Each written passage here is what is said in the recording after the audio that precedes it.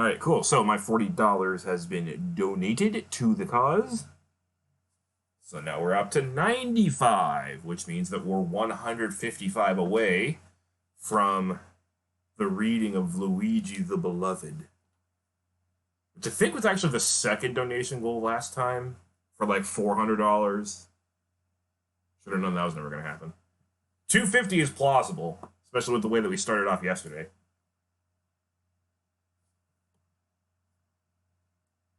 I really do want to read this just because I'm going to be laughing for like 30% of the reading because I amuse myself with how dumb I am to probably a pretty unhealthy degree. I can be smart, but I can also be exceedingly dumb.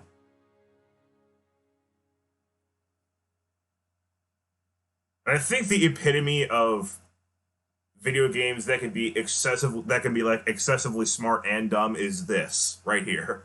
Wasn't even really a segue that I was intending on, but it works. Because you can do some super dumb stuff here, but on the other hand, it's really cool to actually know about planetary motion, physics, and like the ingredients necessary to make a livable planet. Chemistry, especially chemistry for me, because chemistry and geology go hand in hand. Alright, so we're going to start off pretty simple, and we're just going to make the planets rotate ridiculously fast. But I should have like thought about doing one where I make the planets revolve really, really fast. Alright, so anyway, we got a bunch of junk orbiting the sun that's going to cause a lot of lagging. So I might just... Oh, a sec. Nobody's here yet, so I'm not going to miss any chats if I do this. So I'm going to look up all the orbital parameters. What? I'm going to look up all the orbital parameters of each of the planets. Like, particularly Mercury. Like, Mercury is complicated because it has such a high eccentricity.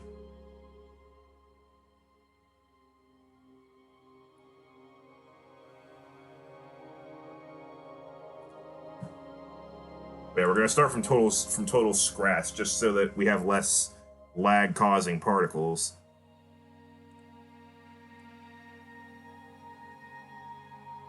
And yes, this will be a theme.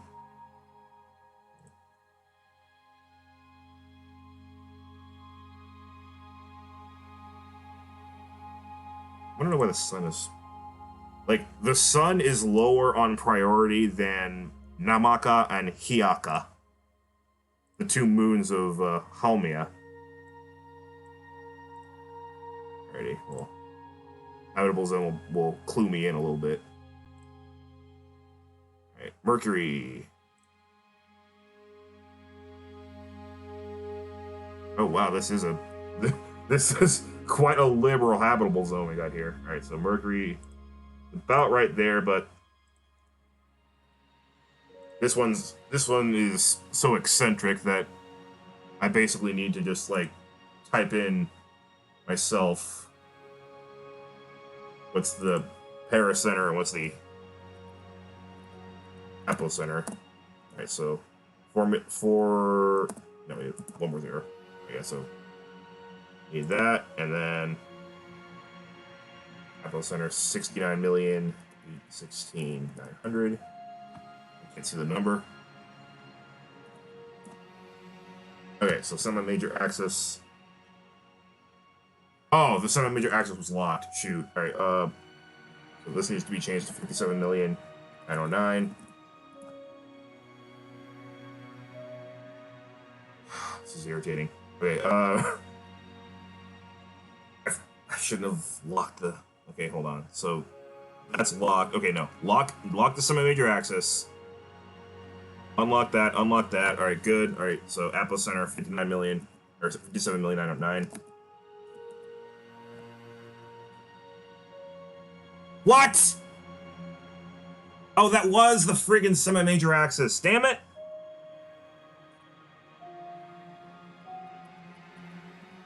There! There we go. Okay. There's one planet done. All right. So Venus is basically a perfect circle in terms of orbit. So it goes right about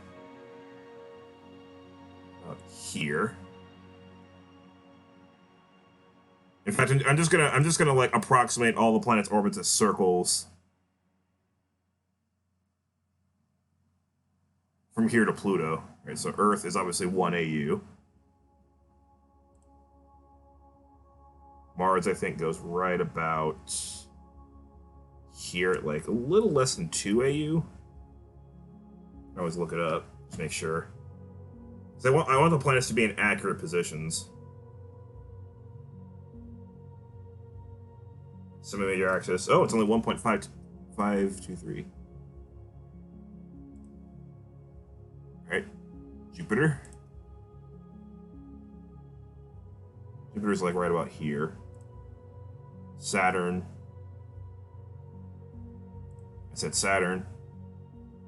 It's about 9.5 AUs away. A little bit under 10. Uranus is about 19 AUs. Neptune, a little over 30. And then Pluto, that's another super eccentric one. Wait, I did put Pluto down, didn't I? Oh, there it is. It's just kind of lost in the glare of the Milky Way. Oh, shoot. I am missing chat. Oh, Zurich! Thank you so much, man. Thank you for the subscription, dude.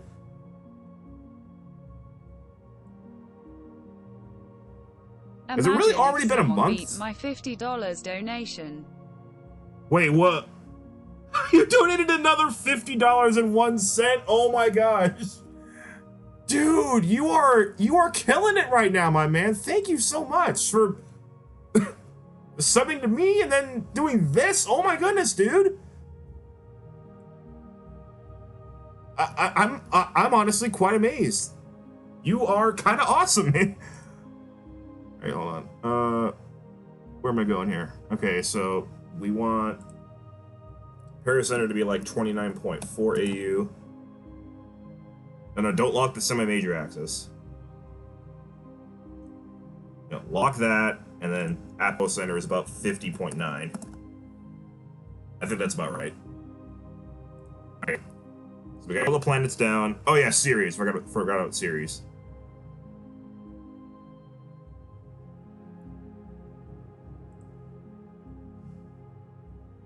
Oh, okay. Thank you again, Zurich. You've been amazing so far.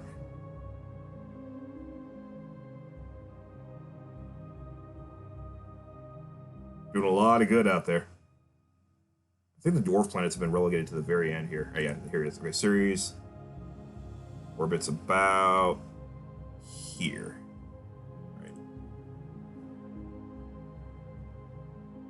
So let's get rid of the habitable zone. That was only there as a little indicator. Okay, so I guess we'll start with a little planet, Ceres. I should probably put the other dwarf planets out there, but we're just gonna go ahead and let Pluto represent for all the Kuiper Belt dwarf planets.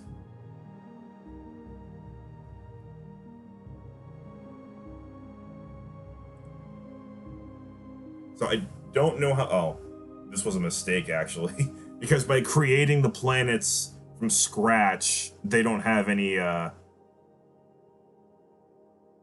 They don't have any temperature data.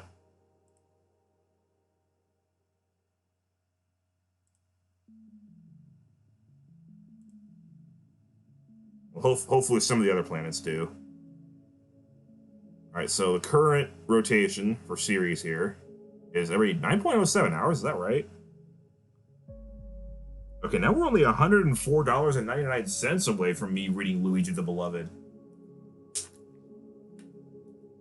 I'm getting kind of stoked. I am prepared for it now, by the way. I have the story on another tab right next to the charity stream. Alright. So we're gonna drag the rotation period. Let's start out with like 2.5 hours. Now, what this would do in a real planet, well, there's Haumea. Like, Haumea is already an example of what this does to a real planet. Because Haumea is round, like, it's gravitationally rounded, but it rotates so fast that it's extremely oblong. I don't know, Zurich. I mean, you've donated $101.01 plus the sub, so actually that makes it exactly 105 in 2 days. So yeah, it might happen. And I'm incredibly grateful for you. All right, so nothing much is happening yet. Like I don't expect this game to show the flattening of series. Like that's what would be happening right here. It would be very flat. Like just look up pictures of Haumea. Like there's no actual pictures of Haumea yet, but there's a lot of art with rings. Okay, so I don't think anything is really changing here. Oh wait, there's a mass loss rate. That's what I'm more concerned with here than anything else is mass loss. Okay, so we have a mass loss rate of 1.41 kilograms per second, which isn't that much. You know, let's go back up to 9.7 hours and see if that's any different. It's not. Okay. I mean, if this ends up just being a stupid experiment, I can always just try something else. Okay, how about it rotates 3 times per hour?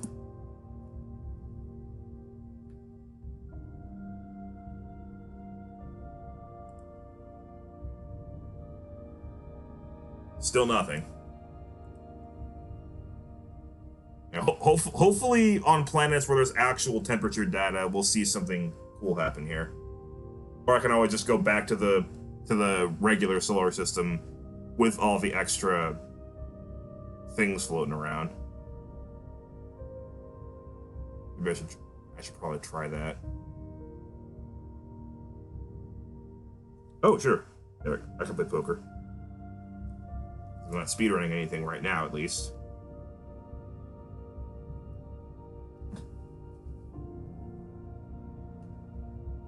This charger falls out really, really easily. It's like a football team I kind of know about. Right, so we're gonna need to slow down time, obviously, because I don't want series to be spinning at like a seizure-inducing rate. All right, let's cut it down to 4 minutes.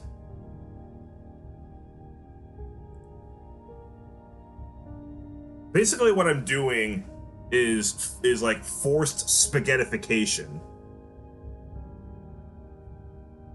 The faster an object rotates, the more it just becomes oblong. This is another way to do spaghettification, but obviously this would never happen in real life without, you know, a black hole.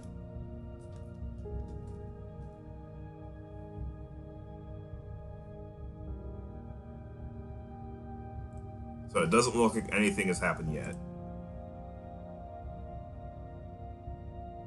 Let me just do something extreme. Let me do something absolutely extreme, like it rotates 100 times a minute. If nothing extreme happens with this, okay, nothing is changing. Okay, I'm gonna go back. I'm gonna go back to the original simulation and hope that it doesn't lag to all heck. That's wrong. Wrong button. Like it's missing some data that would be interesting to look at.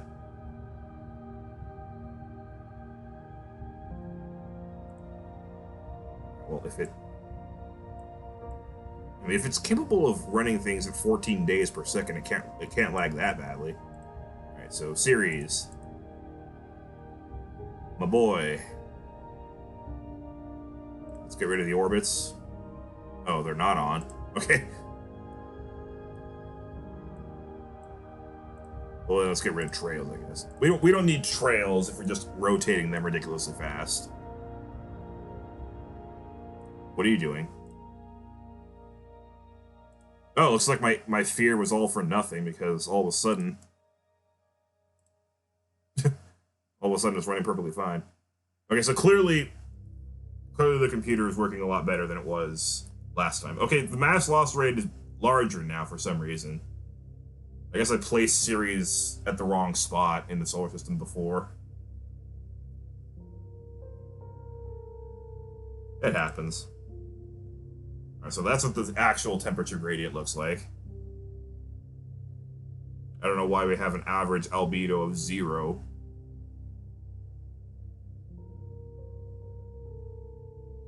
But whatever, I'm not going to mess with it. I want to make sure that the only thing that I mess with is the rotation, and then we'll just see what happens after that.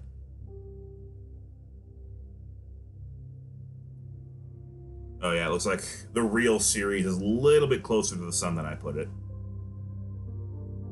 Which would explain why it actually loses more mass. Alright, so back to 2.5.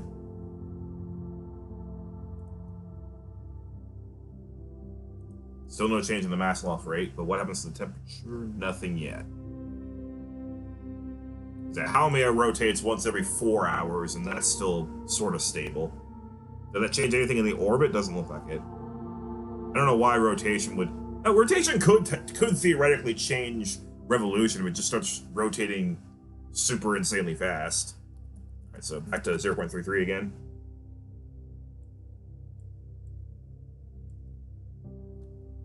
Good job, Zerk. I did give you 2,500 scatters by the... Oh, shoot, that means I should give you another 2,500, huh?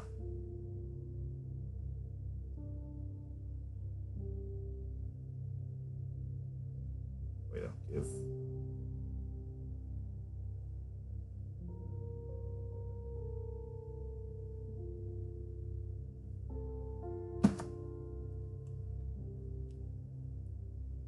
Robot.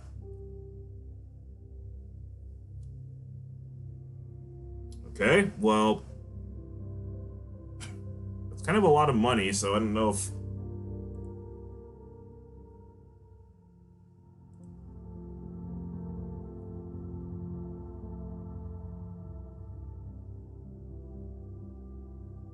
I should have been paying attention to like what your bank was before and after.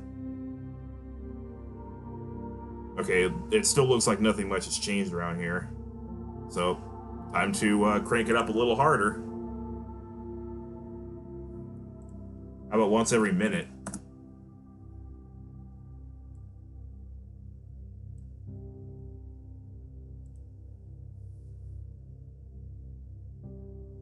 Still nothing in terms of mass loss.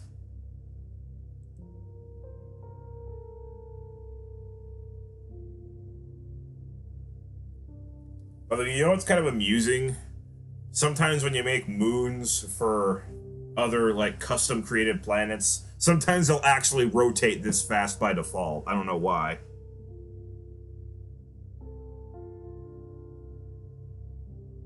Oh no, like, when I say a lot of money, I mean, like, the Scouters. I was referring to the Scouters because I'm being silly. So I'm not sure if that actually worked, because the Jitterbot didn't say that it did.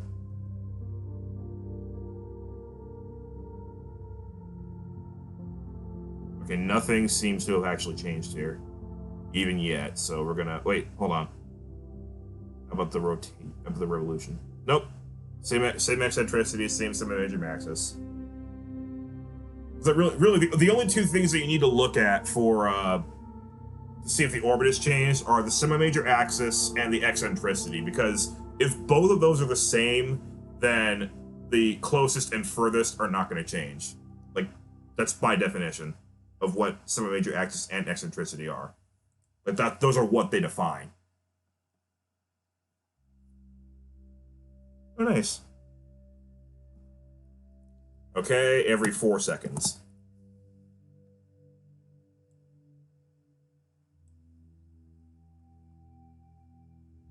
I'm essentially making this planet a pulsar. And it seems to be taking it pretty well so far.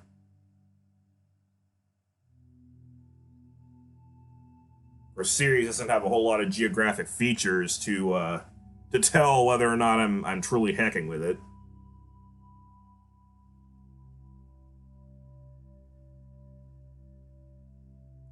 Oh, let's check the energy. Energy absorption is 140 terawatts. There was heat capacity, 2927 megajoules per coulomb per meter squared. Oh wait, no, heat capacity. That's like the heat capacity constant.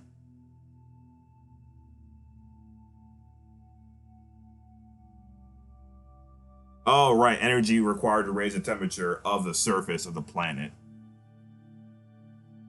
That's like per meter squared, so I don't know.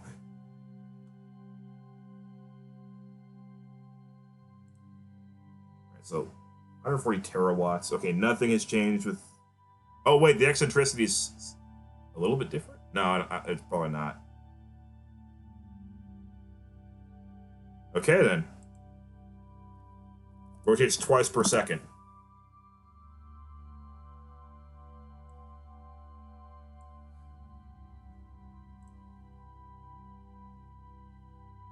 Still 140 terawatts. Same temperature. You're disappointing me, game. But what happens if I speed up time? It just starts going completely insane. Like it's basically just a frame by frame slideshow of a planet now.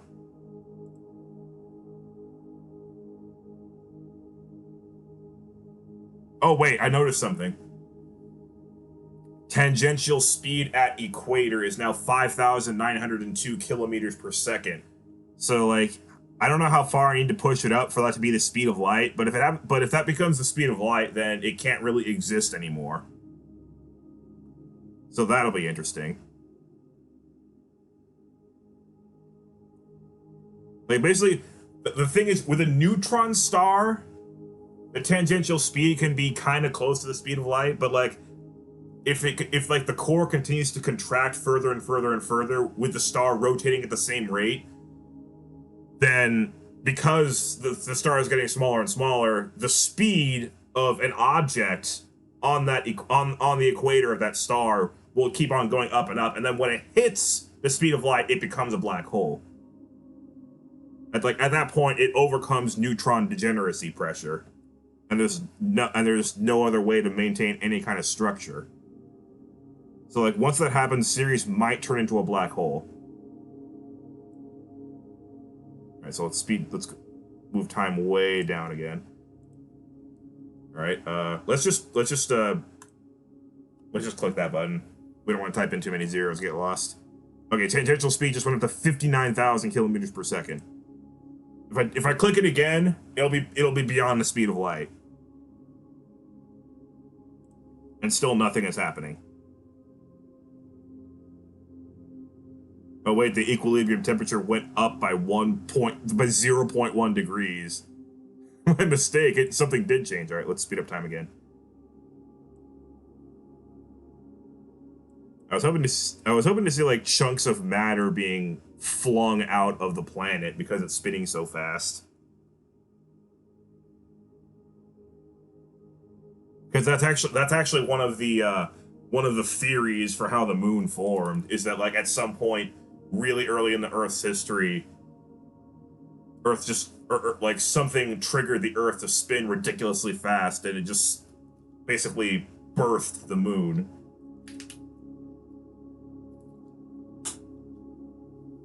But we're pretty sure by now that the collision theory is correct.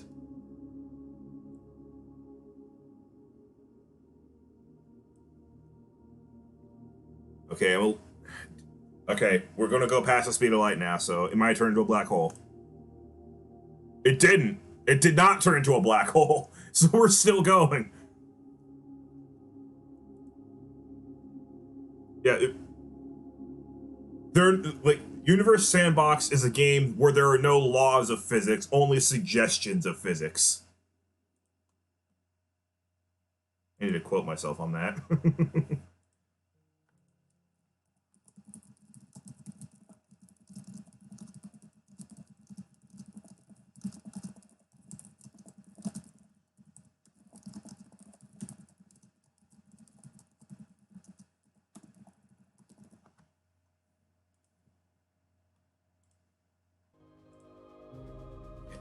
That's one of my better quotes. Wait, actually, hold on. There's something I could try about this, since nothing seems to be happening if I just do it. Well, let's keep on. Let's keep doing what we're doing with this. Oh shoot! Okay, I am actually starting to mess with it a little bit. The temperature can't seem to decide what it wants. Oh, and it's also absorbing more energy as well. Okay, so I started to break the game a little bit.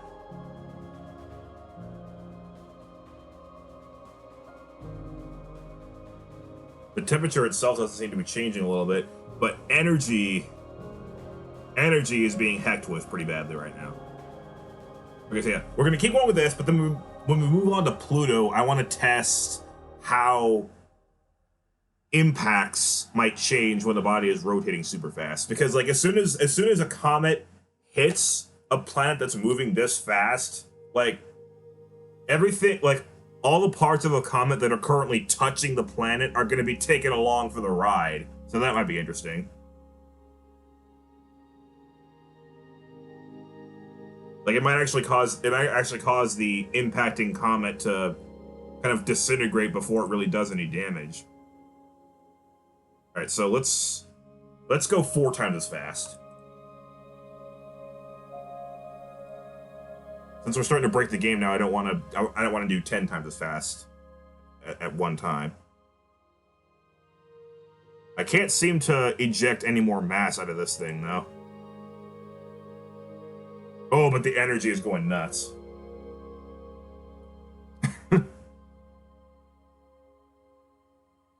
The game cannot decide how much energy this planet should be having. All right, let's speed up time again and see if anything happens over the long term.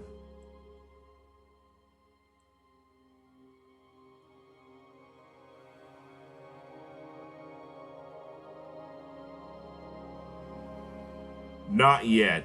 Oh, okay, so over the long term, the game figures it out and keeps it at negative 100 degrees. But over the short term, it starts freaking out. That's interesting. I would have expected it to be kind of the opposite.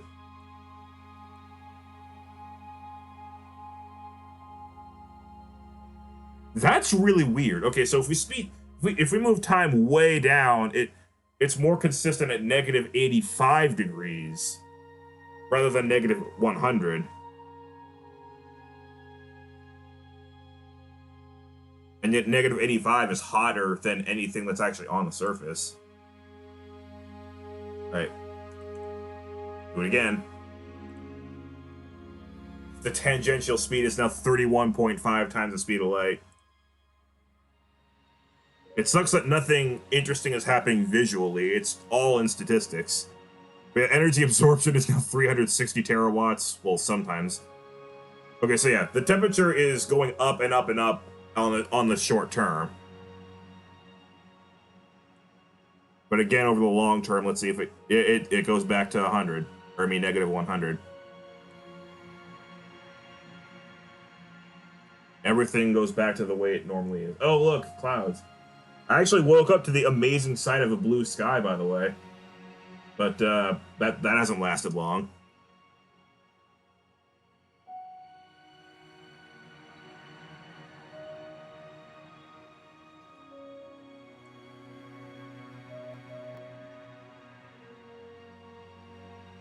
In fact, this weather kind of prompted my grandma to check out the flooding for herself, and as far as she's aware, it's at an unprecedented level. All right, do it again.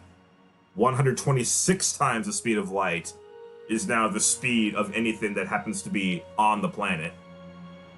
Like, that's what tangential speed at the equator means. Like, if you're standing on the equator of Ceres, you're moving at 126 times the speed of light. Like, that's why this should never happen. And yet, this game just lets it. Okay, so the temperature is now positive. Like, it's above the freezing point of water. Like, how far can I possibly get this down before the game just completely poops the bed?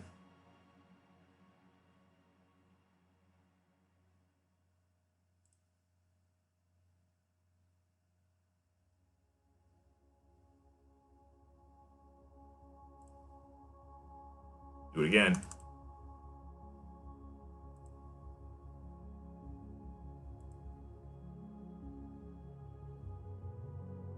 Okay, now we're up to the 3 petawatt range. Yeah, the game just cannot decide. Okay, well, if we go back up to real time, how stable is it? It's pretty stable at real time. So, like, that's probably why we're not seeing anything happen, because if we move time up to real time, the game still seems to function. Although it says that it can't move any faster, which is a sign that we're kind of hacking with it a lot here. Oh, now we're a little bit more stable. Now we're at 121 degrees. Positive. Alright, so will the surface actually burn up if we keep doing this? Not yet. And we still can't seem to lose any more mass. But yeah, so the temperature is now 281 degrees. We're at 14.8 petawatts of energy. We're gonna move time down even further somehow. Yeah, I guess for the next one, I'm just gonna see how impacts change. All right. Boop, boop.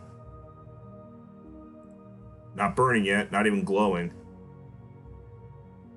371 degrees. Let's check in on our orbit. How's the orbit doing? Nope, nothing different. Boop boop.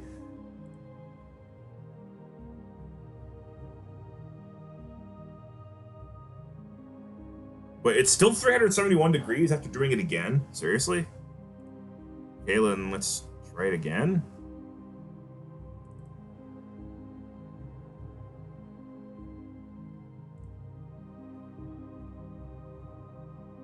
Okay, yeah, I think we're at the limit. I don't think the game is going to do anything beyond this.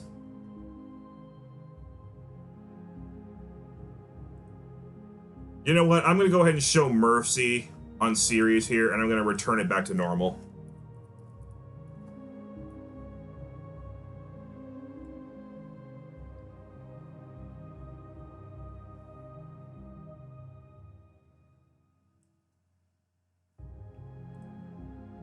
But let's head over to Mercury. I could do Pluto first, but I don't know. I feel like Mercury is more used to rocks just smashing into it compared to Pluto, so I feel like Mercury is a better planet for this. However, what Mercury's not used to is rotating fast. Well, Pluto's not very used to rotating fast either, so eh. So first of all, let's just throw a comet at Mercury, normal. Select our speed, which needs to be the same for every shot, of course. Keep it realistic with 44 kilometers per second. Kind of the upper limit of how fast a comet will be going in our solar system. But for any comet that's near Mercury, that's probably an appropriate speed. Okay, so shoot the comet.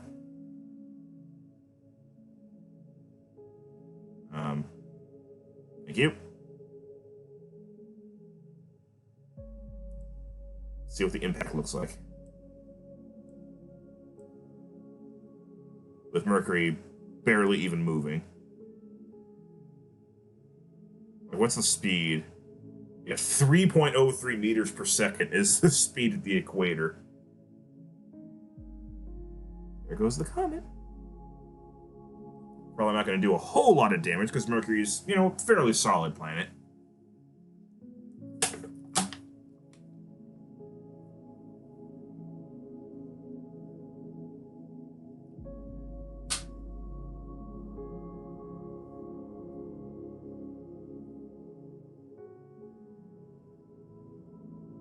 Also, lasers might be interesting to work with on a planet that's rotating super fast.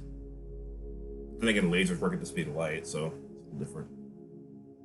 Yeah, I'm just gonna go with Thornton Comet. Oh! Have fun, Zurich.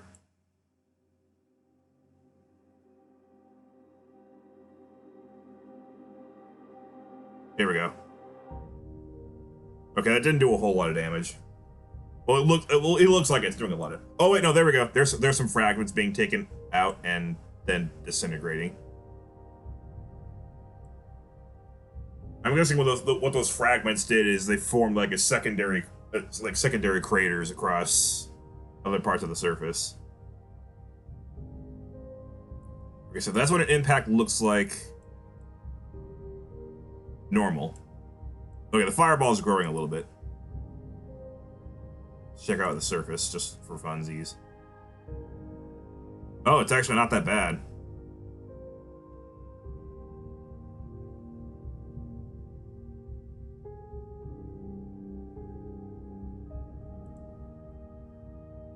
I could like try throwing it harder, or maybe throwing a bigger projectile. I could try that with another planet that's slightly larger. All right. Anyway, first things first, we're gonna chop this rotation period way down. Now it rotates once every 2.4 hours. It's a bigger planet than Ceres, so okay, the tangential speed is now 1.77 kilometers per second, which is a pretty significant fraction of the speed of the comet that we're throwing. Speed it down a little bit.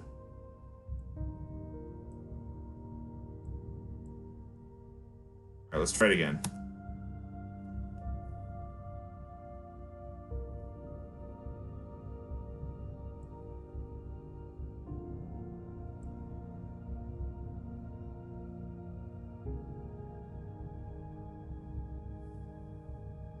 Already having trouble going this fast, though.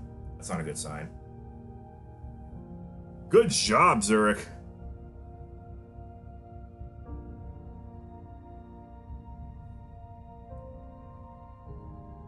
Holy crap, how many scatters do you have right now?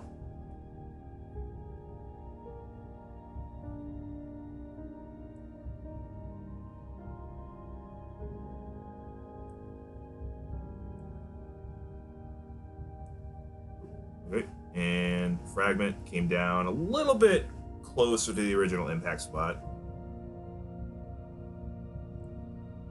Let's see how the fireball does. Okay, it's growing. Overall, not a whole lot different.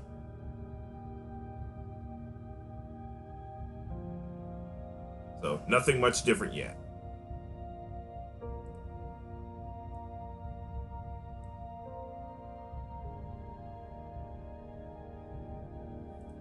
How about thrice per hour? Let's see how the planet takes it this time. And let's aim right into this crater. Which is probably going to miss because, you know, the planet's rotating fast. But it's not necessarily moving fast.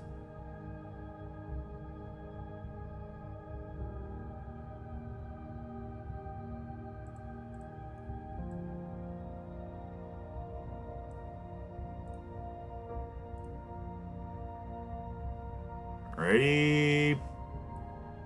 Whoa. Let's pause here. Okay, so we got some extra fragments moving here.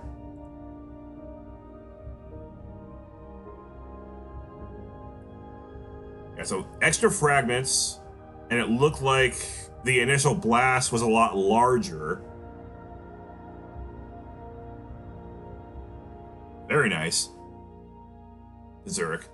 So the initial blast is a lot larger, and we got more fragments coming out of there. In fact, this fragment has a radius of 2.7 kilometers. I'm gonna see if I can. I'm gonna follow this fragment, see how far it goes.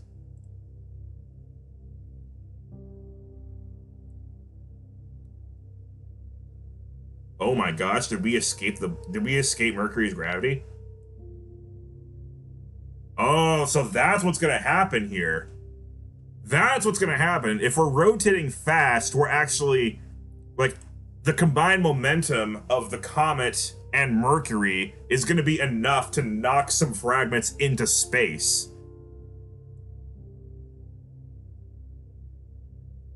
It looks like we've actually escaped Mercury.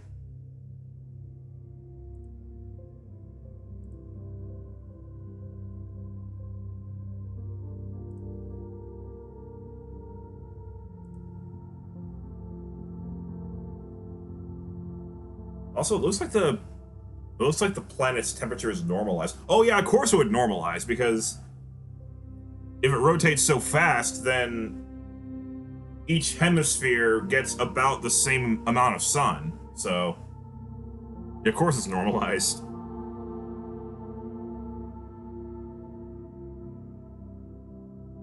So yeah, if the planet rotates super fast, it'll kick more debris into space if we hit it with an asteroid or a comet.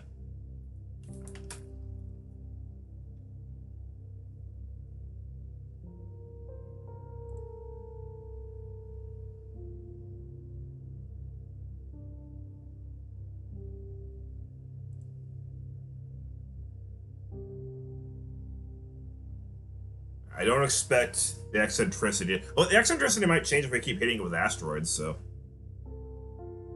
Oh. Okay, I guess the fragment just decided it didn't want to be here anymore.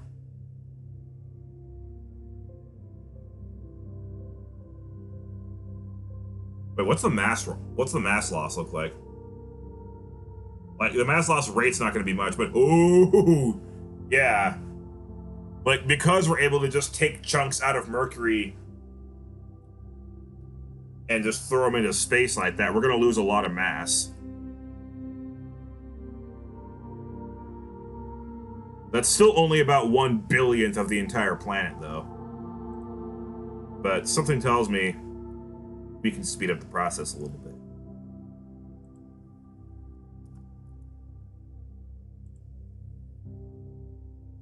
Alright, now it's rotating once every 2 minutes. I'm going to follow the mass loss total as we do this.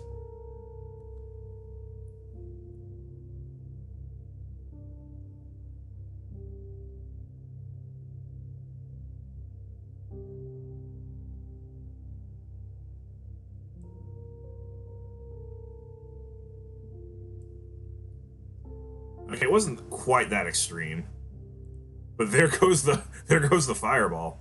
Good luck. New fragment. Well, that's kind of cool. The fragment is way over here, because that's where the initial impact zone happened.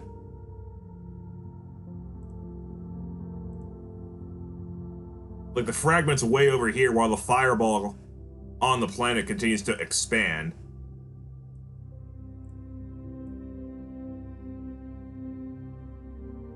We're gonna get out of here.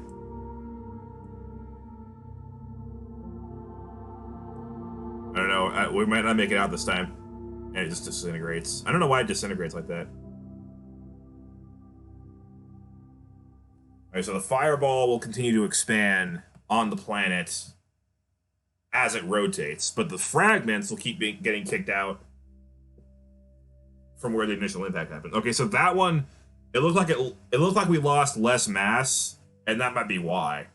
At this point, we're rotating so fast that the fragments don't even really have time to get kicked into space. So, like, where we had it earlier might have been the sweet spot. But let's keep going down.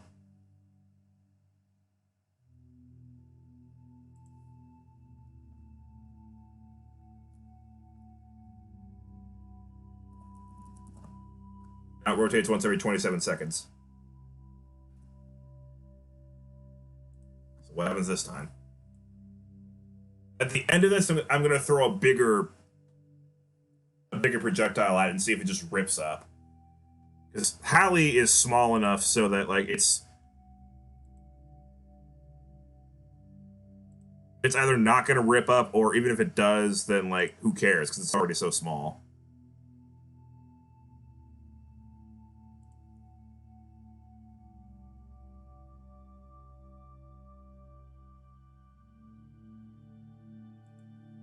Oh, can see the shadow. So let's slow down time and see if it actually does break off.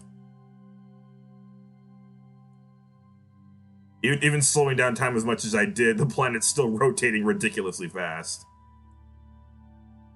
And it's not going to break up. Whoa. Whoa! And that fragment just doesn't want to be here either. I wish I knew for sure about these fragments, because they just keep disappearing as soon as they come. That one also didn't take away a whole lot of mass. Okay, so I'm gonna crank up the speed a little more again.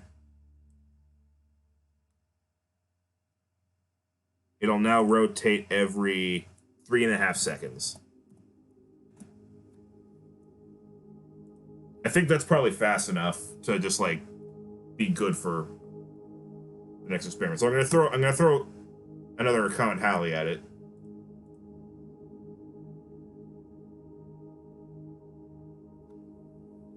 But then I'm gonna throw Vesta at the planet and see what happens after that. Alright. So there's our shadow.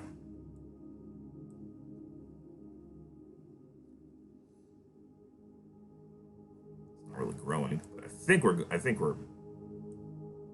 oh yeah, we're moving fast enough. Okay, so we're not breaking up.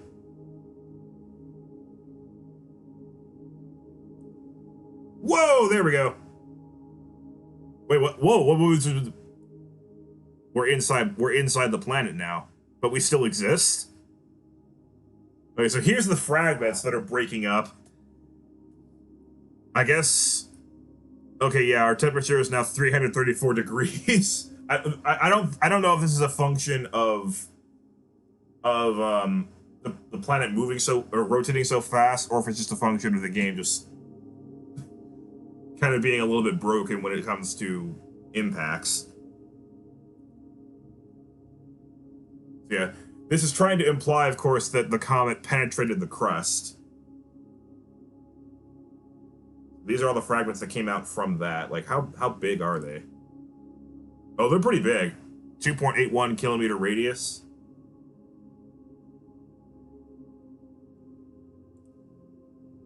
One's a little smaller.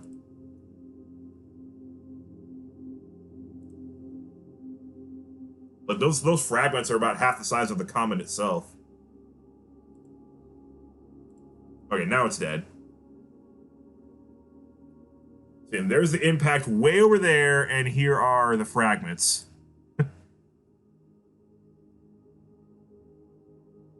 Wait, that fragment's even bigger. That's Saturn. Well, that fragment's huge. All right, anyway, let's click on this one. I guess after it burned up in the crust, the comet turned into that giant fragment.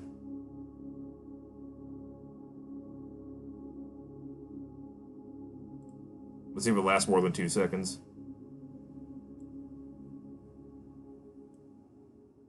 It might. This one's 2,111 degrees. Or it might not. Nope, it's dead. Whoa. Wait, was that the impact part? The impact was that orange dot, and then this is where the fireball is expanding? That's interesting. Alright, now we're gonna throw Vesta at Mercury. This should be interesting. Much, much bigger object.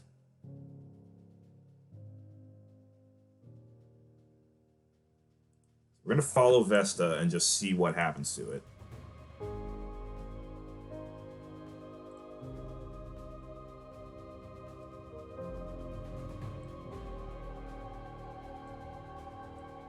Like, will it heat up? Will it break apart? Or both? Probably both.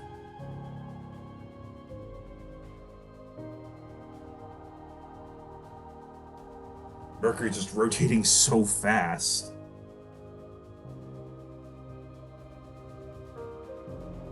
Like, it has to be doing something to the planet. There's our shadow. It's a big shadow. Oh, shoot. Oh, it's about to... Oh, yeah, no wonder the planet doesn't look as close. It's because we're a bigger planet. All right, anyway. Slow down time really far. Alrighty. Contact. Whoa. Woo! Alright, we've made contact with the planet, and Vesta itself is not getting any hotter. Alright, so that fragment is 68.6 kilometers large. The gaseous fragment. Okay, so hold on. So Vesta is not changing much. Mercury itself, I guess I need to zoom out to select Mercury. 199 degrees. Alright, how much mass are we losing here? Like, is the surface already appreciably... Oh, yeah! Look at that! Okay, so we're forming quite the chain of craters by doing this, because, of course, the whole planet is rotating so fast, so when an object as big as Vesta starts hitting it when we're rotating so fast, like, Vesta's covering such a big area, and, like, couple it with a super fast rotation... And now, like, it's covering that entire latitude. So that entire latitude is going to be covered in craters.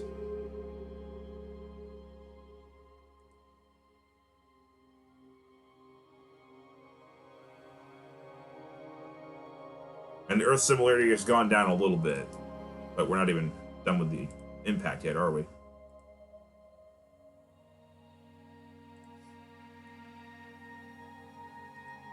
So this one kind of spawned lame and didn't give us a temperature. Oh, there we go. Munch. Woo! Nice. Okay, so there's our original fireball right there, and we're still like munching into the crust a little bit. More giant fragments of, like that fragment's 150 kilometers across. So there we go. There's like now we got fireballs going across that whole latitude, like I said. And the whole planet's heating up a bit now. It was 199 degrees, now it's 217 degrees.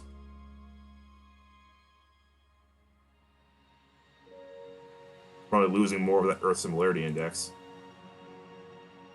Oh, that's so cool. Like, I've given it basically a comet tail on the temperature map.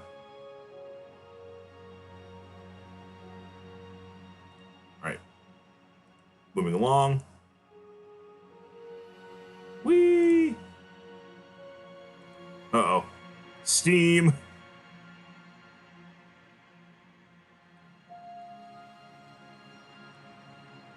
Now that is some crustal penetration right there. I don't know how it still says that Vesta has a temperature of negative 270 degrees. That's kind of silly. It was.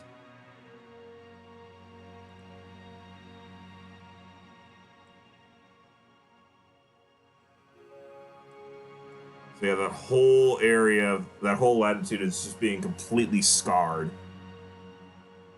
And it looks like it's being scarred down here as well with some, like, extraneous impacts caused by some of the debris falling back.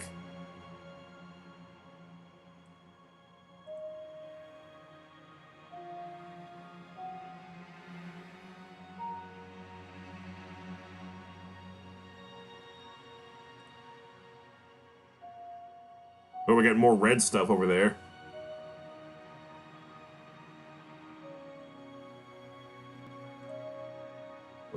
Mercury doesn't have an atmosphere, but it never had an atmosphere.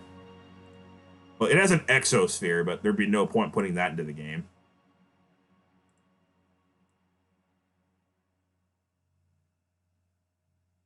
Whoa! Oh, this is hot.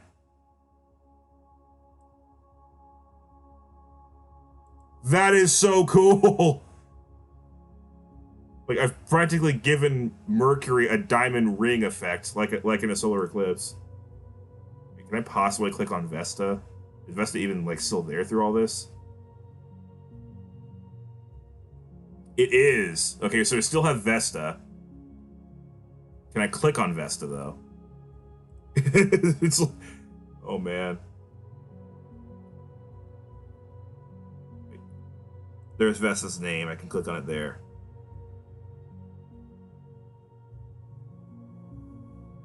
What? 141 lumen? What the heck is that?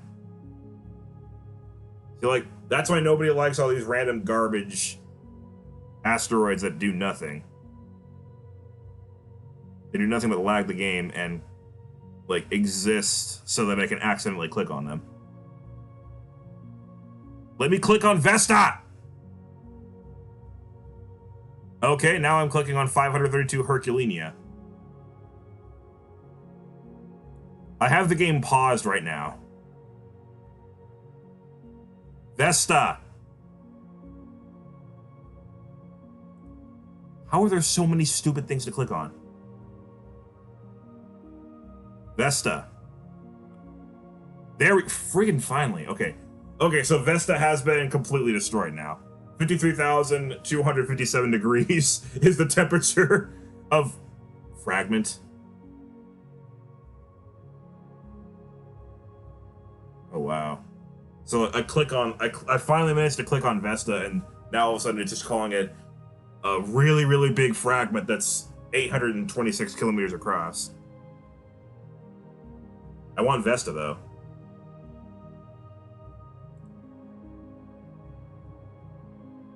Thank you! That fragment was bigger than Vesta. Okay, so Vesta, the whole surface has been completely altered. Okay, let's zoom out on the main view. Because that's a bit much, let's be honest. Alright, there we go. Almost looks like I've given it Antarctica, but instead of it being ice, it's just complete and utter plasma. Right, yeah, so the whole world doesn't even look like itself anymore. Because Vesta did have a specific looking map, and that's not what it looks like. I'm curious what happens if I say, don't show surface materials. Even if I don't show surface materials, we still see all the explosions that are taking place. Yeah, that's not what Vesta looks like.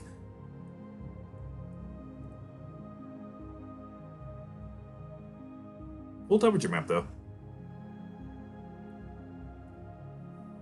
I imagine that when I look at the mass loss rate, it's going to be measured in Earths per year. Okay, that's BS. 33 kilograms per second? Really? You want to tell me that this 53,000 degree asteroid is losing mass at 33 kilograms per second? Or is I can lose mass like that? 33 kilograms?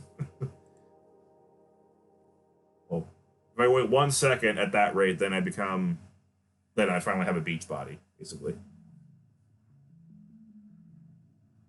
If I wait 2 seconds, then I become emaciated. Wait, what? It's technically orbiting the sun at a very eccentric orbit. Okay, that's interesting.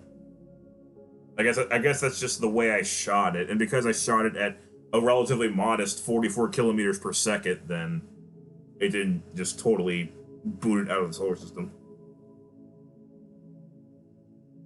Alright, so that's Vesta. What about Mercury? First of all, did that hit Mercury's orbit? Not really, or at least not yet. It's still basically the same.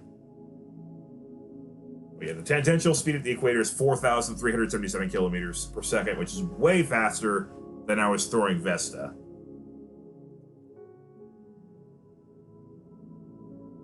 I like how I've temporarily taken its rho slope down to 1585, though.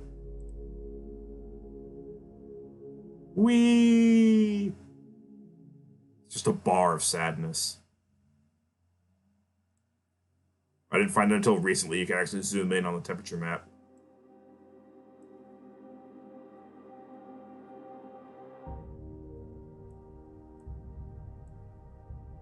But let's see what the Earth similarity is now. 42.5, yeah, that's what I thought. Don't show service materials then. Ooh, interesting.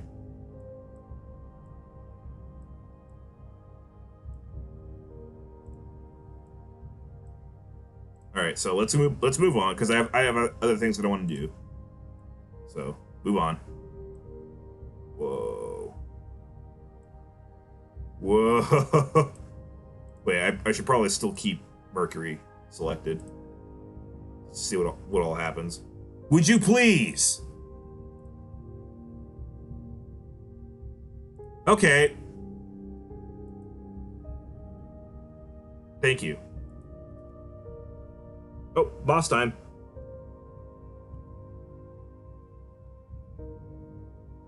Or as Mario likes to say, donkey time!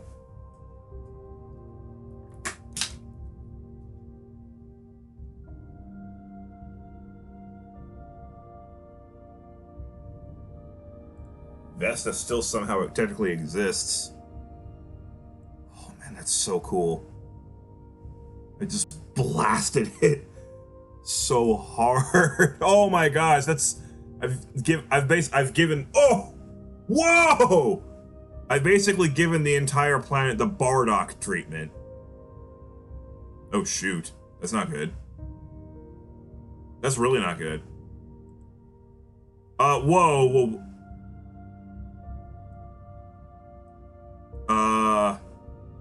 I'm not going to ignore the fact that I basically just spawned a demon baby on the temperature map. That looks so terrifying. What I was trying to say about this being the Bardock treatment is like Bardock has a headband that's red because he literally soaked it in the blood of his friend. Well, that's what's happening to Mercury right now.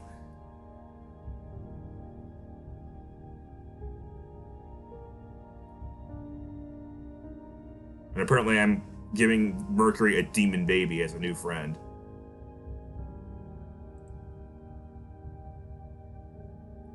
Yeah.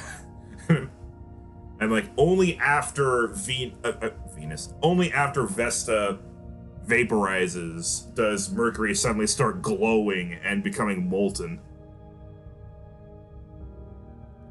Oh, okay.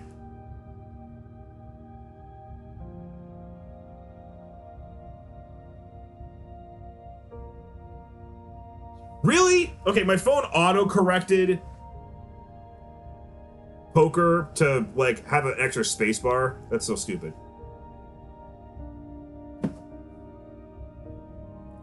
So yeah, we now have molten iron and molten silicates all over the surface of Mercury.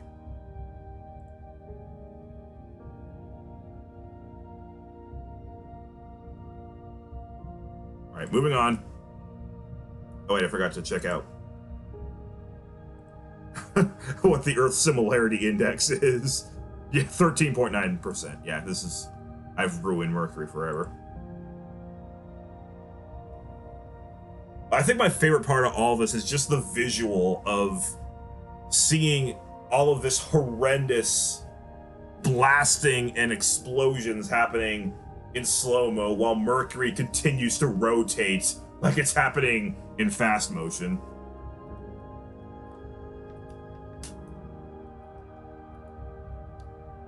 We still have a demon baby.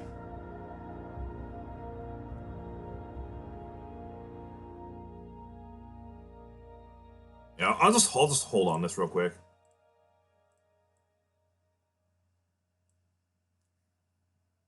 Oh my god, you're kidding me. It says encoding overloaded.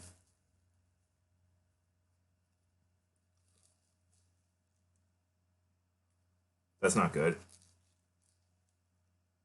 I checked, it's definitely using the good encoder. I'll check again. It is possible that the game itself is just too much.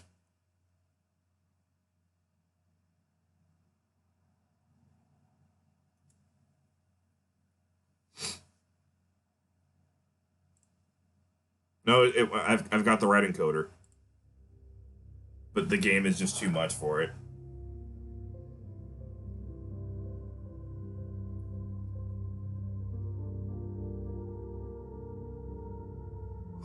It's so cool though. How big is that fragment? Okay, so it's 76 kilometers, not too bad. Well, twice that actually. Dude, I have ruined Mercury. Look at that. I've just completely wrecked this planet. Average surface temperature 1584. 1584 degrees.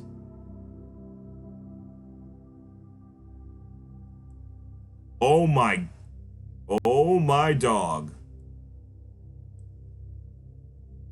What that for a fragment? Obviously that's supposed to be like the core of Vesta.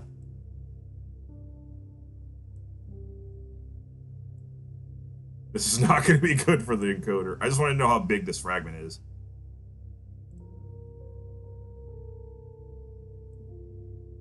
$368 kilometers.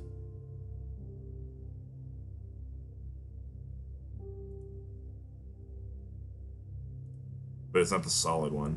It's annoying to click on fragments because the game treats both solid and gaseous fragments the same.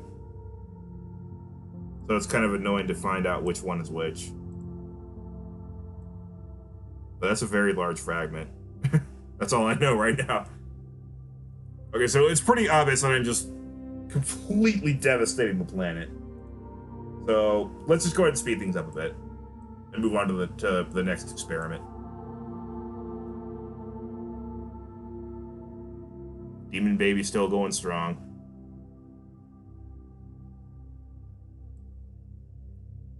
I don't know why the fragments like to just disintegrate so quickly, because normally they last a lot longer.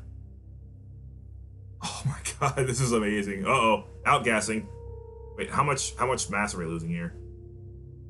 Oh, that's the wrong tab for that. Okay, that's more like it. We're losing 6.64 trillion kilograms per second. And now we're losing even more. Oh, shoot! Whoa! We're losing over 7 trillion kilograms per second.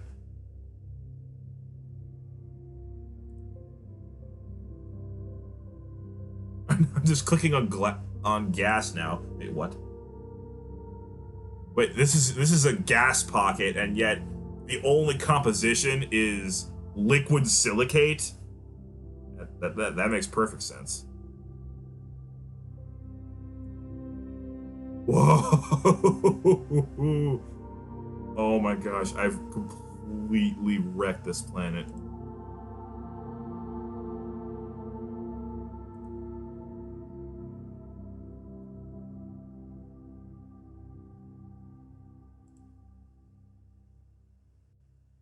Whoa!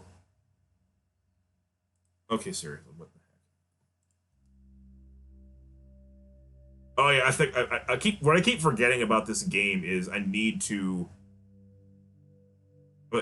keep my mouse in the same location, or else the game will think that, because like my mouse inputs are delayed because my computer sucks. So if I don't keep my mouse in the same location, they're gonna think that my input is whatever the location of my mouse is when it reads the input. So that's what all these misclicks are. Oh, it's losing more mass. It's losing more and more mass over time. 8 trillion per second. Oh man, I've ruined it.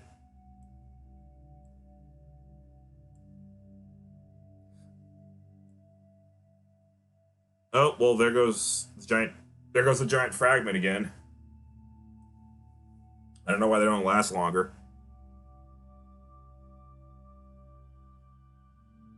Oh, poor Mercury. Poor Mercury. Okay, well, the temperature's actually going down, so that's good, I think.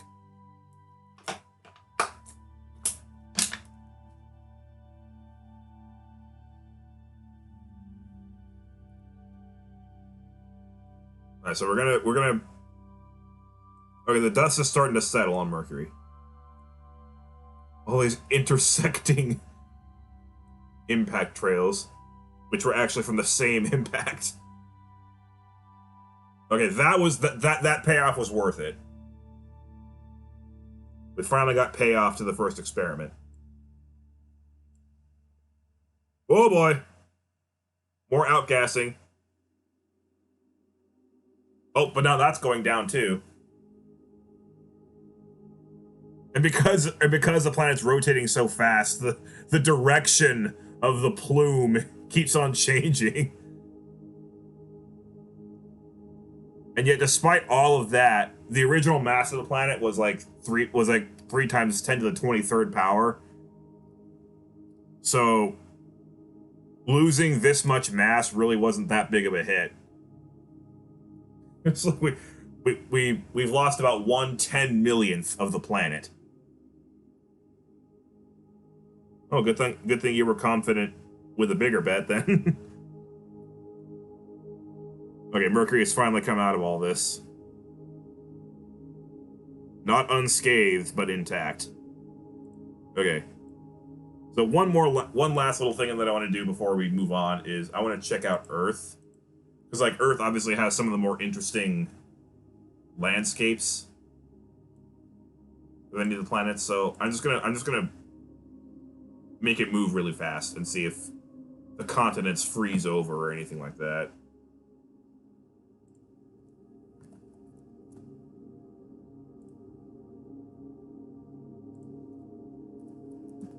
Whee!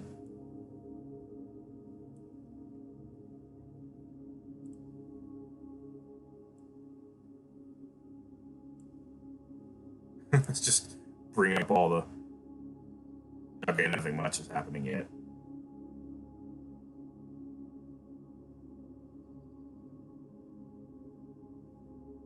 Okay, yeah, nothing is happening. Okay, moving on. All right, back to a brand new... Because all we need for this one is Earth. Oh, wait, I just saw that Europe had frozen over. So something did happen. All right, so next experiment. You need a sun.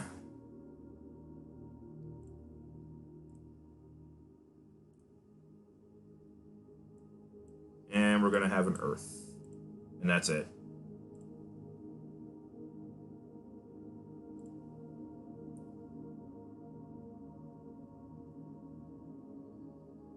One AU. All right. So we're just going to see how many moons we can add to Earth before all hell breaks loose.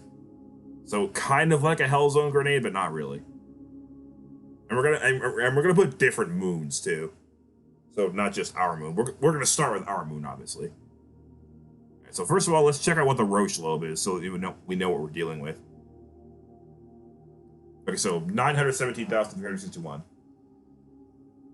is the Roche lobe. I could have cheated by moving Earth like 100 AU away, but no, we're not gonna do that. So let's add our moon.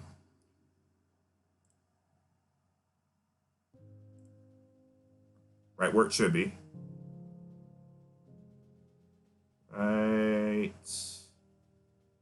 about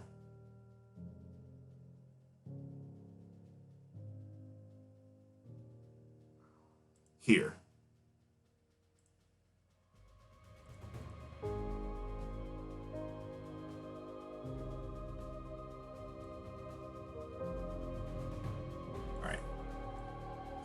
So we got our moon. Obviously, this system is stable because it's been stable for 4 billion years now. So how do we make it unstable? Eventually, we're gonna make this interesting. So let's start with making another copy of our moon, but we're gonna make it orbit like sideways.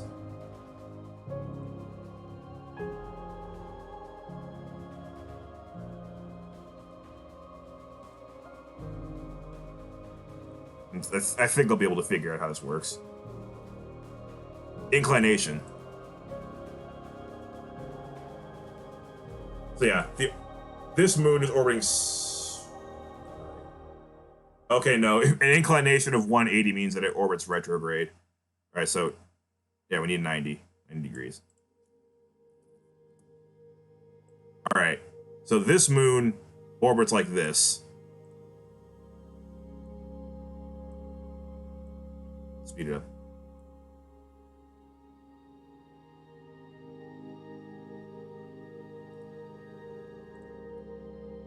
But we might as well just show orbits. So yeah, I have a moon that orbits like that.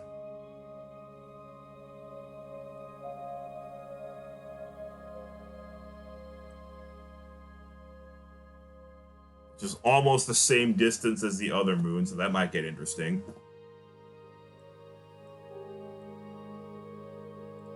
All right. So let's add another moon. This one can be small. Let's add Enceladus.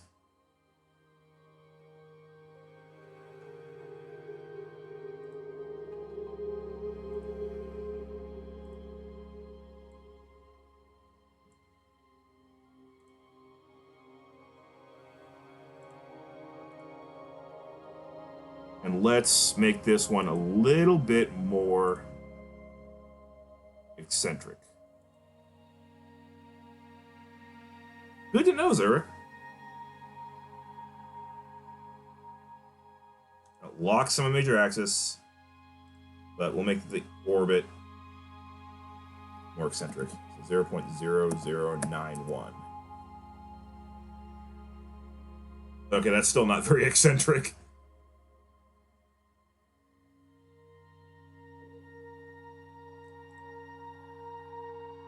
That's a little bit more like it.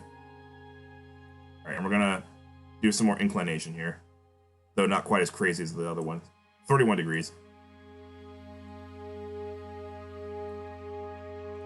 First of all, what does the Enceladus model actually look like? Does it look like Enceladus or... Oh, okay, good. It does. That is Enceladus, alright.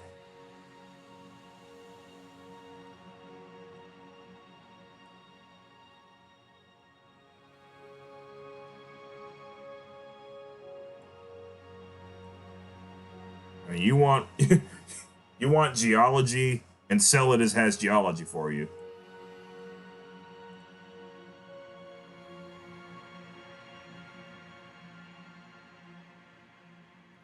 Would you like to elaborate on what exactly you made it in Minecraft? I probably won't understand it, but if you're proud of it, go ahead and show it off if you want, or at least explain what it is. I should have been looking at the tides for Earth.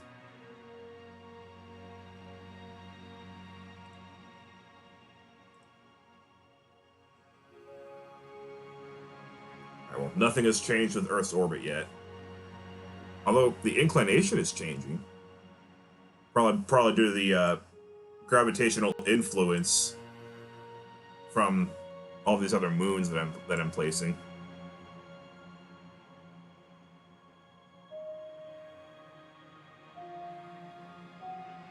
The roach will be shrinking. So hopefully all these moons actually decide to keep orbiting me.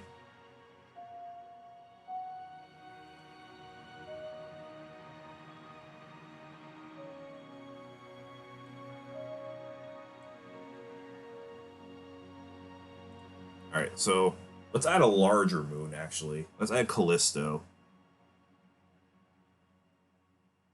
Let's add Titan on like way on the outer side of this.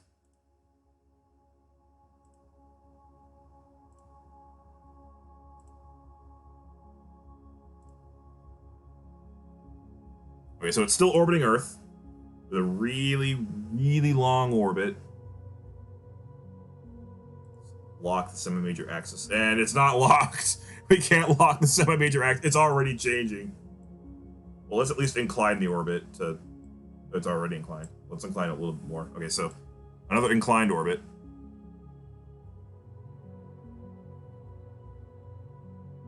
It makes cobblestone in large amounts, that's all. Well, it's geology, I guess. Yeah, how many moons can I give to Earth before just it all gets too ridiculous? Okay, yeah, so that little blue vertical line tells me that we're already below the ecliptic plane just from having all these moons here.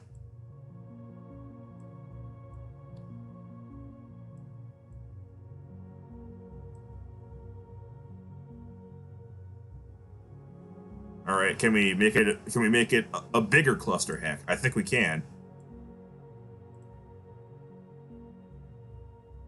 All right, let's go with Tethys. We can go between those guys. Hold on, let's pause so that we can properly incline the orbit first.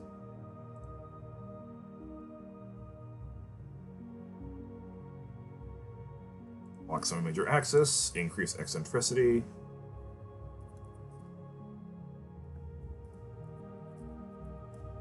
Here we go. Incline. Actually, we're gonna have this one not incline much, but it'll be retrograde.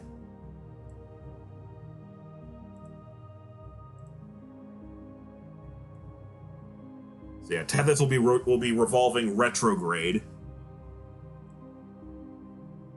Yeah, that's fine. Yeah, like I said, I've never played Minecraft and have not a whole lot of desire to. I did play Roblox back when I was younger. I'm not younger anymore. So theoretically, the Earth could have quite a few moons. Well, let's speed up time a little bit and see if anything crazy happens. Because like we've only technically existed for a few days here. Over 4 billion years, this might not sustain itself.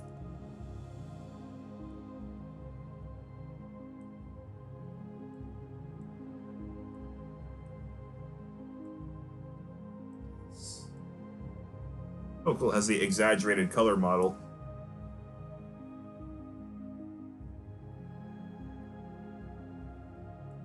Odysseus. Penelope. That Melanthius down there? I think so. Ithaca Chasma.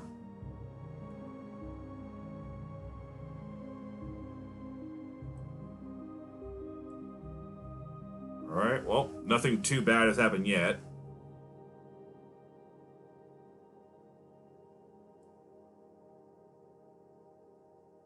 Well, I'm a little curious to see what Titan will do to this moon over here.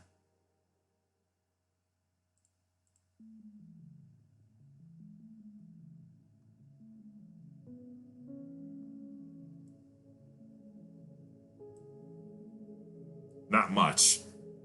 I should have guessed it because, like, that moon is revolving a lot faster than Titan. Because Titan's further out, so, you know, that's just what happens.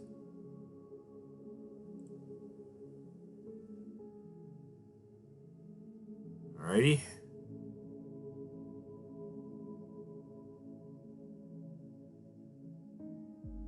How about we put Ceres around Earth?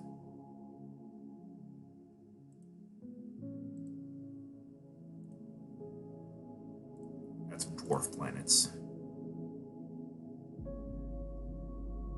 Oh, we already have an eccentric orbit here.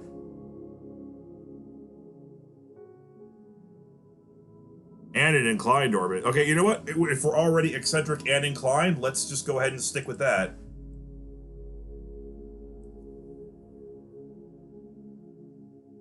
Oh, yeah, I made mine like way back in like 2008. It did grow quite a lot over the time that I spent with it.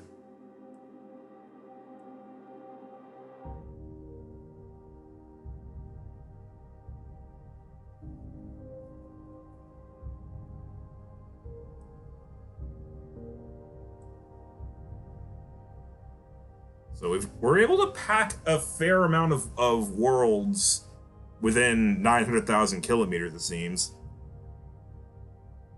Especially with Titan being there, because like Titan is huge. Titan is a significant fraction of Earth's mass. Wait, how much is it? I can show that to you right now, actually. It is 2.25% of Earth's mass, which is significant. So, like, the fact that Titan's actually behaving pretty well and Earth isn't just being kicked out of its orbit, that's impressive. Yep, we're still orbiting the sun. Oh, the eccentricity is moving a little bit, but it's not too bad.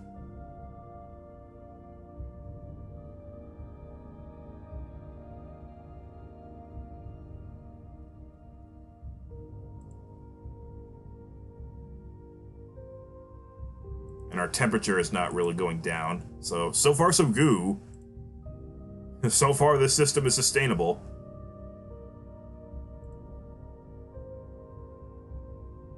Alright, how about Pallas? Wait, no, pause. Well, let's put this one a lot closer to Earth.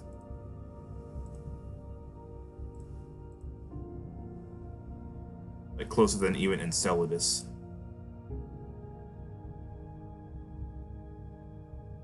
Alright.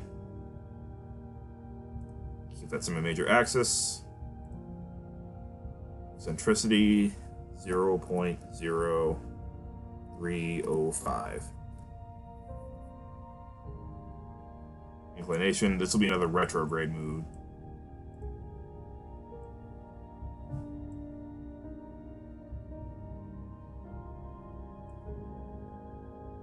Alright.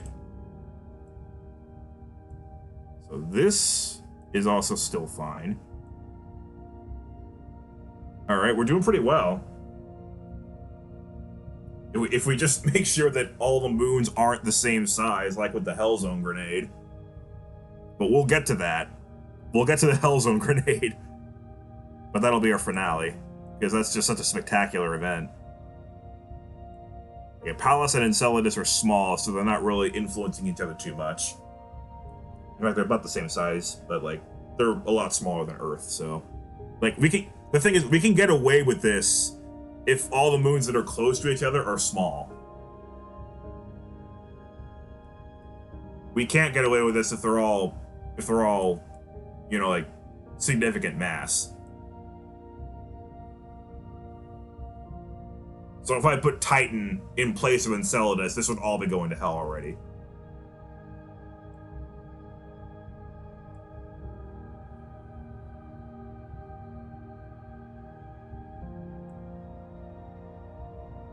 All right, let's play. Okay, let's add another one. Let's add Haumea.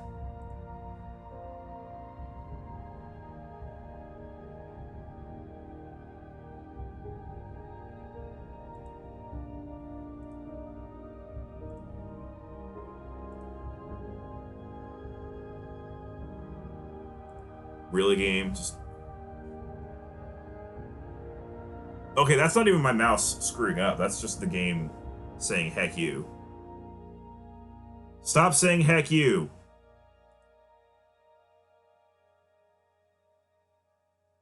Okay. Let's lower the cinema major axis a little bit.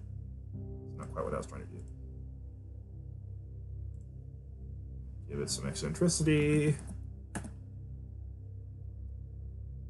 Not a lot, though. Just that. That's about right. It's probably good to give each moon some eccentricity so that they have, like, a natural variance in their orbit and like... Because, like, if they're all circles, then eventually they're gonna get close enough to influence each other. But if they're eccentric and if they're highly inclined, this just became another moon to orbit on the side. Alright, so Haumea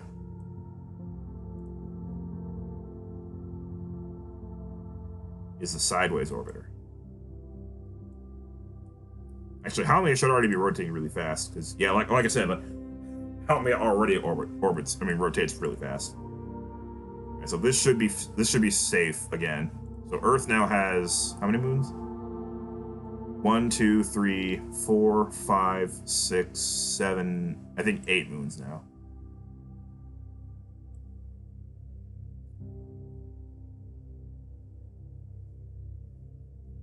And it's still sustainable.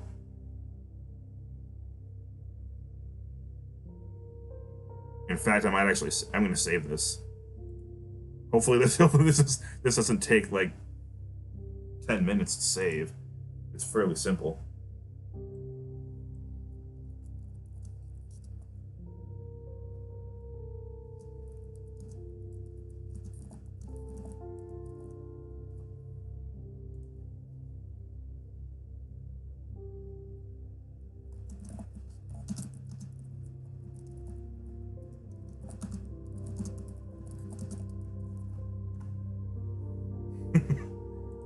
I might share it on Steam later. Depends on how far I go before things start to deteriorate.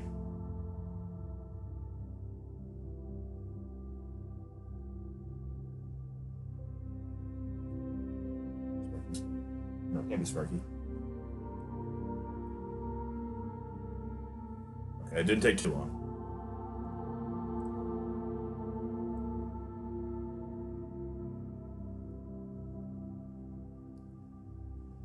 Wait, why would I share that on Steam? There's already got to be like 50 variants of this. Oh wow, Turkey is frozen over? Hard to imagine Turkey being frozen. And like northern Iran was frozen too.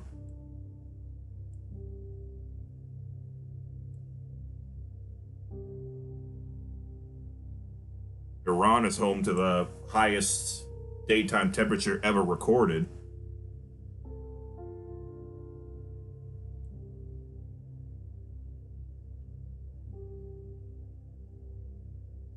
Whoa, Titan's looking a little more eccentric now.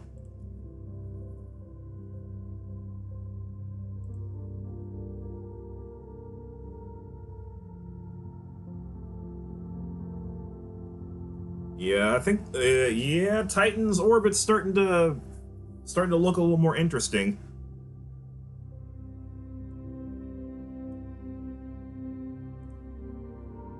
And now I gotta see if we. Nice.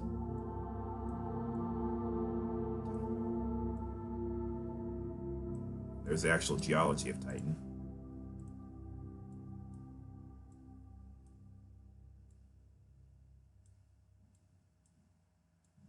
Titan is such a cool planet. I love everything in our solar system.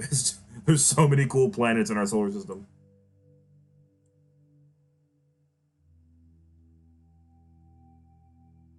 Somehow we're still surviving here.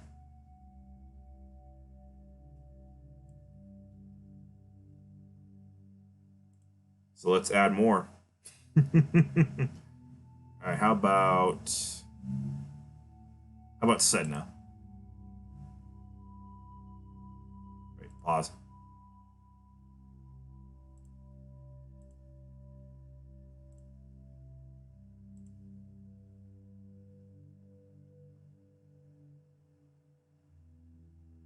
Alright, so this one's going to be a perfect circle, but it's going to be pretty highly inclined. 60 degrees.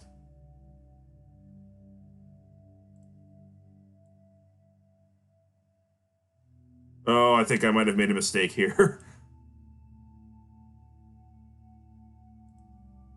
This might be the straw that breaks the camel's back, because this one's gonna be this one's gonna be awfully close to Enceladus.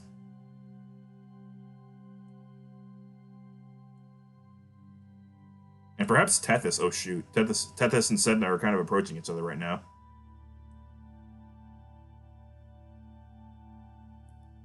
And also the moon.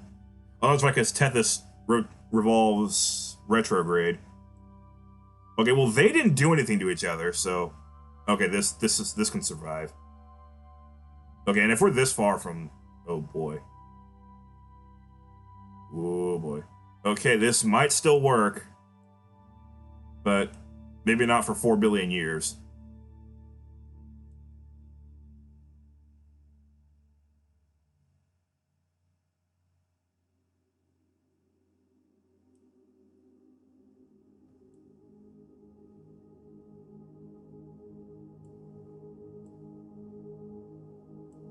If this survives for another few days, I'll save it and upload it to Steam. So hopefully I don't see any giant bombs.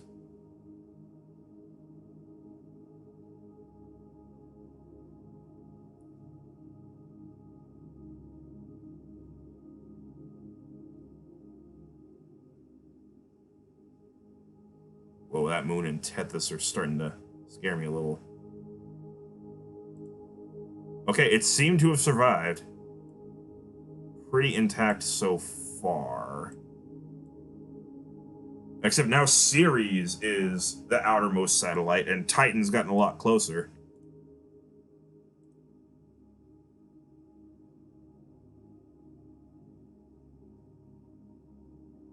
Oh boy, yep. Titan's eccentricity is going way up.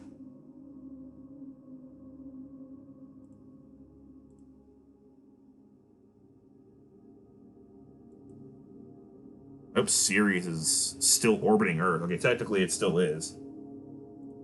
Alright, well, I will save it, and then I will upload it on Steam.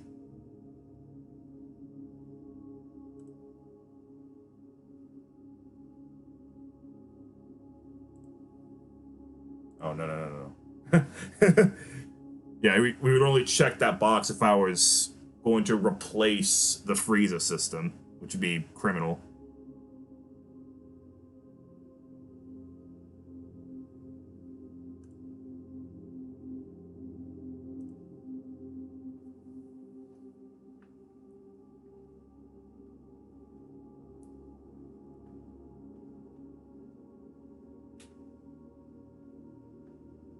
Oh wow, we're already at 12:49 p.m.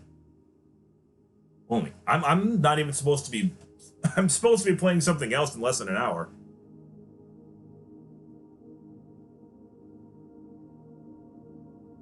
I might as well move on. So like nothing bad has happened yet, but we're gonna have to actually leave it at that because I need to move on, or else we're not gonna have enough time to do the rest of the games.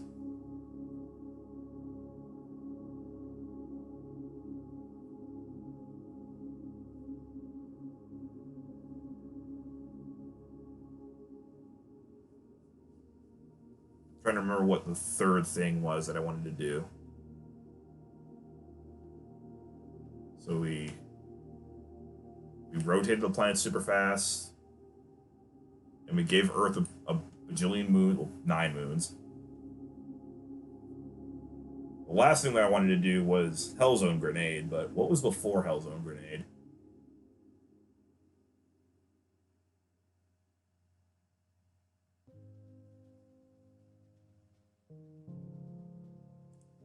All right, I'll cheat. I'll check what I wrote on Discord.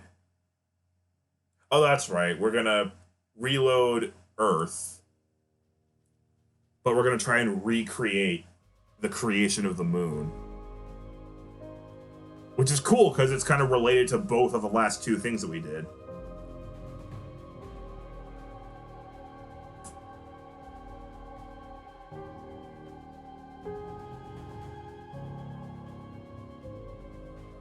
In fact, I think I am going to make Earth rotate a little faster because I think it was rotating a lot faster back in the Hadean Eon.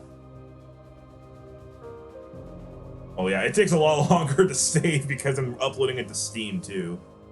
Even though this system is a lot smaller than Frieza.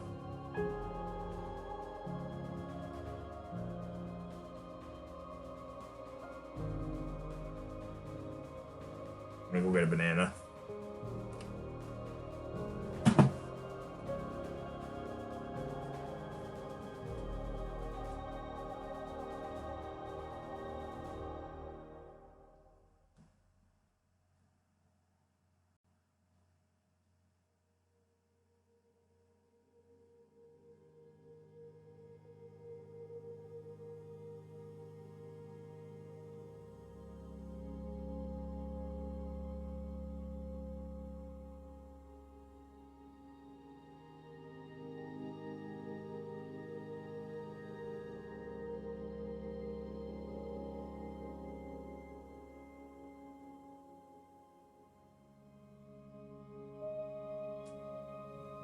Oh, what a surprise! It hasn't done saving yet.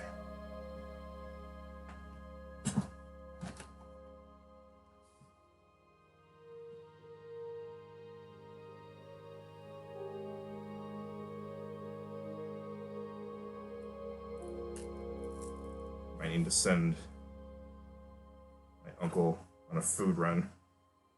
I just realized that there was a logistics problem with setting up for Gato Roboto at 1:30. I can't really eat during that speed run.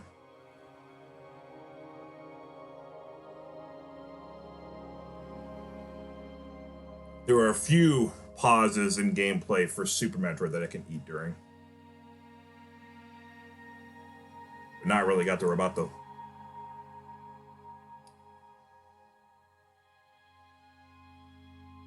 So it is a slightly shorter run.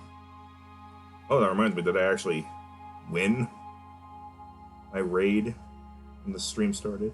I did, cool.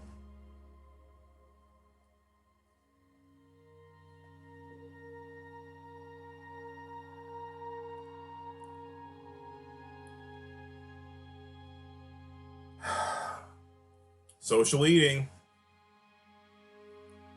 I mean, social distance eating?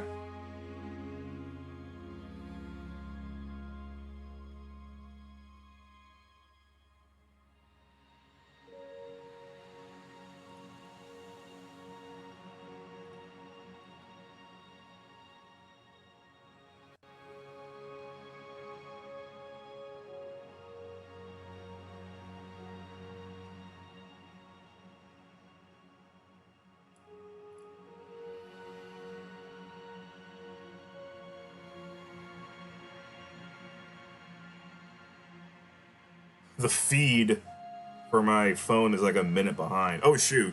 Okay, we're good. We're good. All right. Hooray! All right, back to Sun and Earth.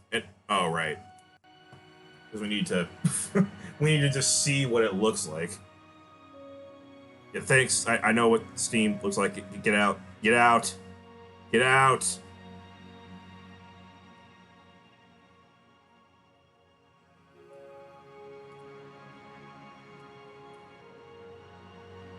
One, 3, 2, 4. Did you do that on purpose? Just to mess with me?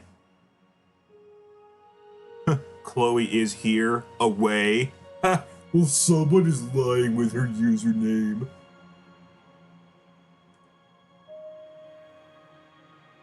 Oh, cool.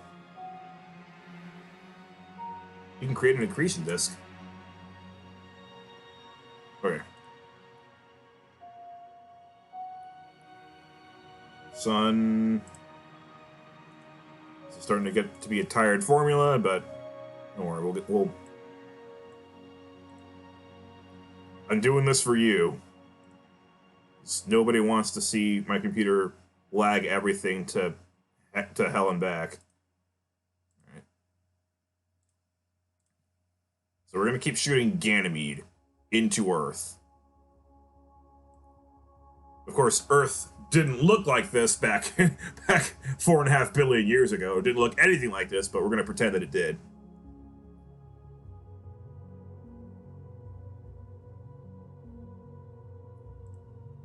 And we're gonna speed its rotation up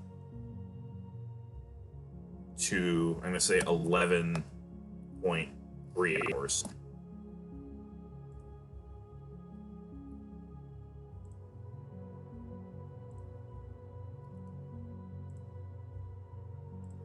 Okay, so we need to keep this realistic, but I don't know how realistic. Like 19.4 kilometers per second.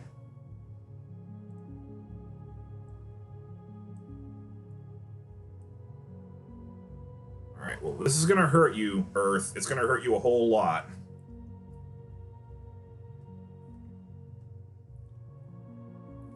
But hopefully you get a moon out of this. What? Holy moly. Okay, I guess I was going too fast with the time.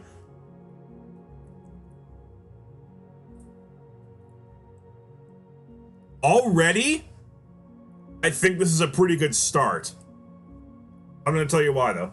Okay, so you will notice, of course, first of all, we've ripped up the Earth to shreds, but we have 2 round fragments. We have 2 round fragments, and that is actually exactly what happened when the moon was created.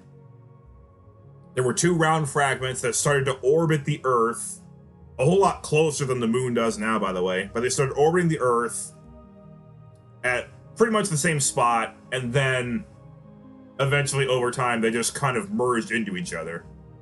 Because, I mean, you can't occupy the same orbit and not expect a merger at some point. Also, these other fragments are just as big as the round ones. I don't know why they're not round.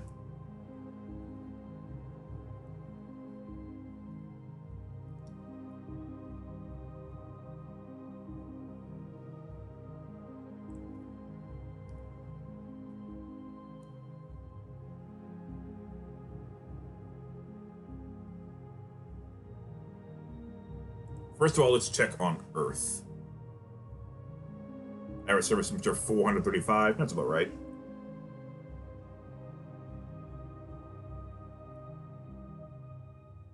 Oh, okay. This suddenly changed the rotation period to 23.1. And it also moved our orbit somewhat out. Like, our perihelion is still the same, but now we're a little bit more eccentric.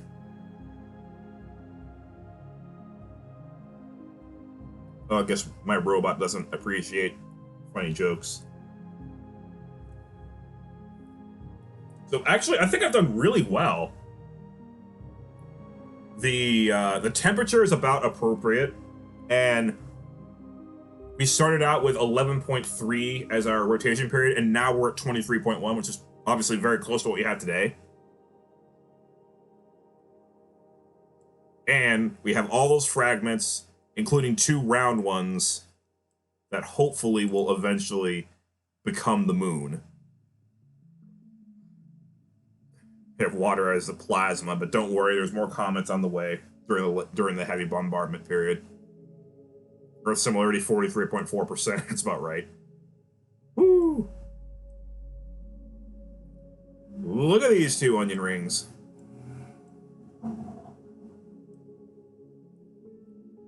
Before we continue, let's check out what these guys are. Okay, so these guys are round, so they actually roundish anyway. But like they're being treated like a world.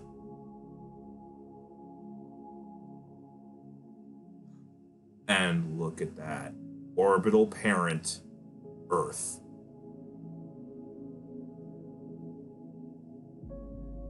Extremely eccentric orbit, but they orbit Earth. Maybe. Maybe they don't. Maybe they don't really do that. But we'll find out. Like, so far, this first attempt is already pretty good.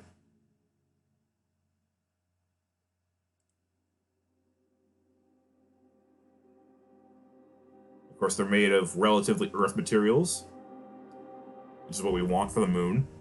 No water, no hydrogen. Good, good.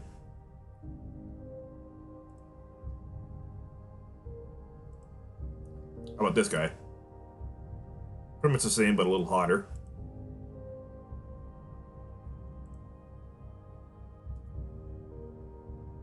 Alright, well, so far so goo. I'm gonna click back on Earth and see how this all plays out.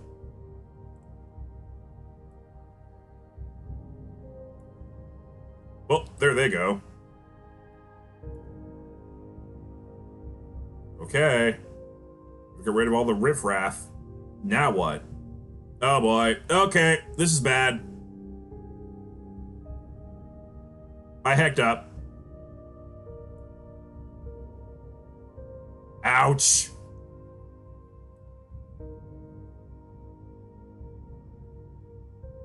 Ouch. Ouch. Oh man, that's terrible. Oh. I ripped up Antarctica. This kind of doesn't exist anymore. Or at least not in one piece. Whoa, that's a cool map.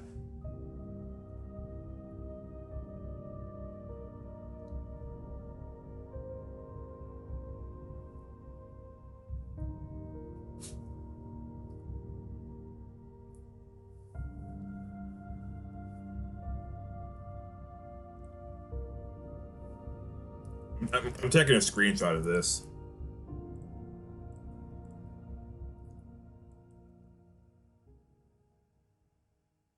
Because that is such a cool looking map.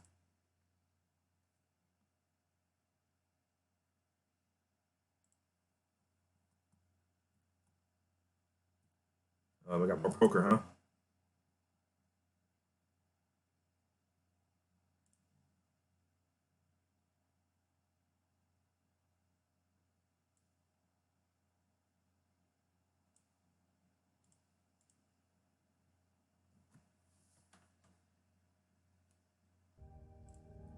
Okay, so I didn't quite get it right, but it was pretty close. I think if I could have moved one variable, it might have been maybe it should have been moving faster. Because if Ganymede was moving a little faster, then it might have had enough juice on it to escape Earth's gravity when it hit and broke into two pieces.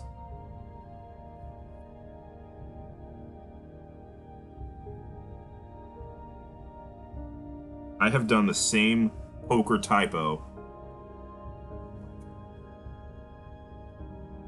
What? I can't type on my phone. I don't think anybody can. Yeah, if it had moved faster, then it would have escaped the Earth's gravity.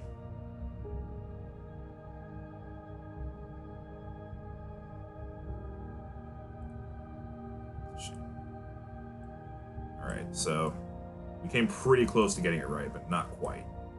Oh, we still got something going on here.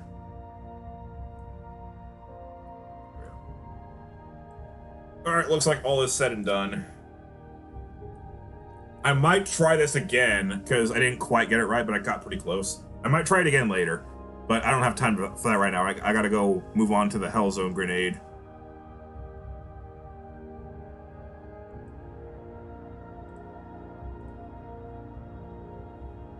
So we've already done this, of course, but we did it on Venus. I'm curious what'll happen if we do Hell Zone grenade on a much bigger planet or a much smaller planet. I think we're only going to have time to do this on Saturn, though.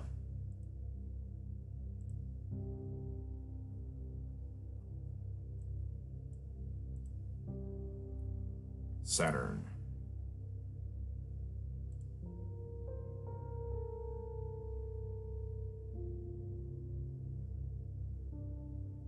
Right about there.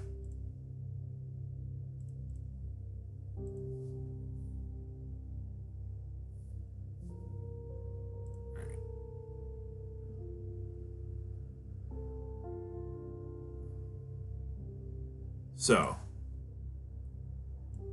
not really much to say. Let's just do it. Actually, wait. Let's give Saturn its rings.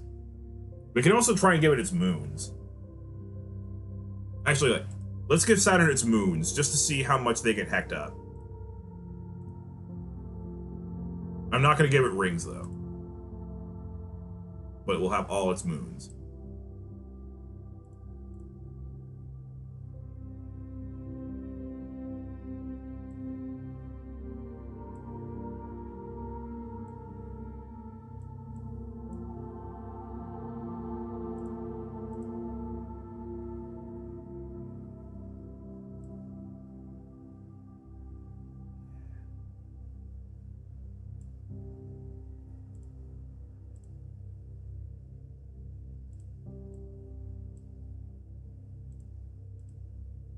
I gotta make sure the minus is in fact the Death Star.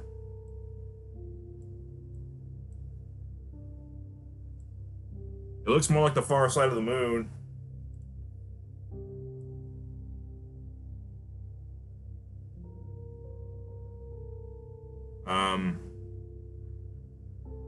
There we go. There's the Death Star. Barely. Yeah, it looks like Tethys is a better Death Star than Mimas in this game. Alright, so let's get rid of the trails for now. Alright, Saturn. Oh, wait, actually, I am giving it a ring because the Hellzone grenade is part of the ring tool.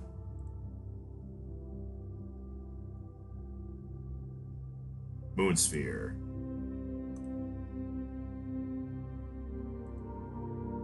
Alright. Hellzone grenade versus Saturn.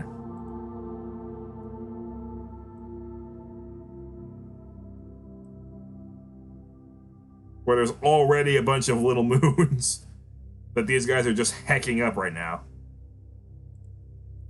Now I do want to see orbits, actually. Uh-oh. Whoa! Yeah, good luck. So we already have a collision here between 76 and 89. Or wait, what? Who collided with who? 89 is unscathed. 89 is unscathed. Okay, so I guess 76 just committed seppuku.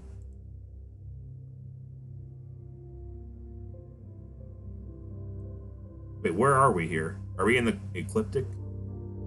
Because if we are, then maybe it destroyed one of the other moons. It's hard to keep track of all of them when there's so many other when I just created a crap ton of moons. Which moon did I kill though? So we got Daphnis, that's still intact. Methone. Oh cool, I won. Alright, Mimas is still here. I think it might have been either Dione or maybe Helen. So Tethys. Alright, so Tethys is still interior to it. I think it was Dione. So I don't think Helen is big. Yeah, there's Helen right there. Okay, yeah, so we just killed Dione. So Helen's not big enough to actually cause any kind of fireworks like this. And it formed a nice little letter C for us. These fragments are quite large. These fragments are all 152 kilometers, so yeah. We just killed Dione. That's the first casualty.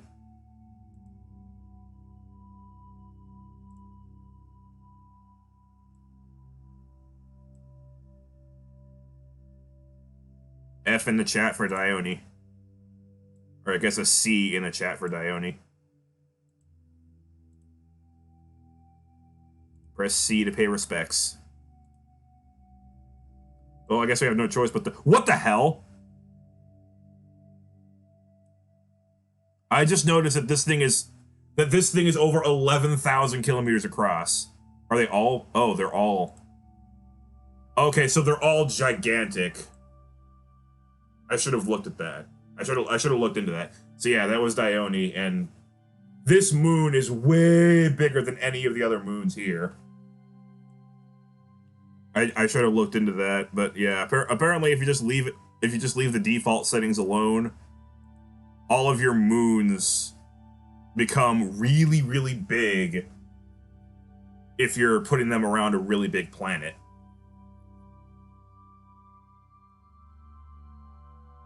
So I guess we're gonna follow 76 then.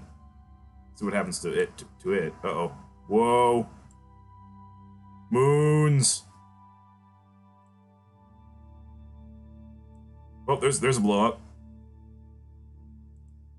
52.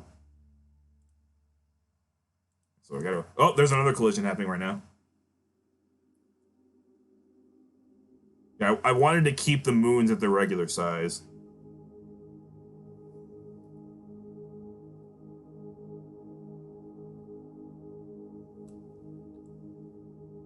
So 141 being blown up. These two are blowing each other up.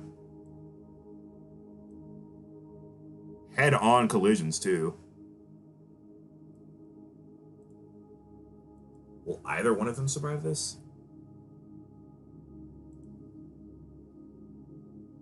Oh, that's brutal. Well, 60 absorbed the absorbed the other moon. Here comes 61. Or that's 18. Oh, how did they not get hit there? Oh, they did. They did get hit. Mass chaos. Whoa. 18. 18 is trying to slice through Moon 60. And it did! Moon 18 succeeded. And for some reason that did not add to its mass. I have no idea why. All right, let's find our Moon 76 again.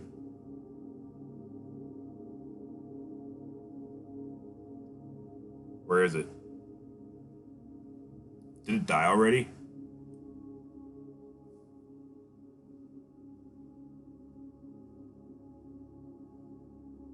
Well, that one's already a lot smaller. Interesting.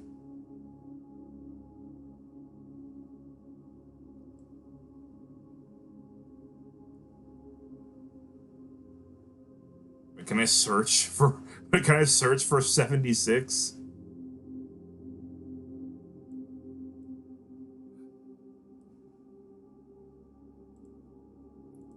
Oh, there's a collision that's happening right now.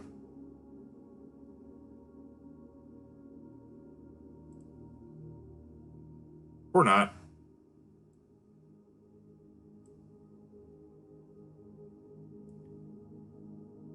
Collisions that'll happen with Saturn might be a little underwhelming because Saturn is just so huge, and of course it's a gas planet. Whoa, boy. So the impacts won't stay for very long. Whoa! Whoa! Oh, there we go. There's some impacts. All right, we're going kind of fast here. Let's slow down time.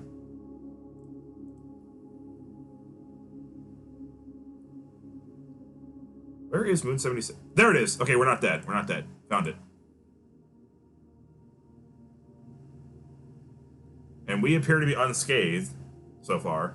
Besides, besides having the blood of Dione on our hands. So let's watch Saturn here. Oh, moon number 61's about to die.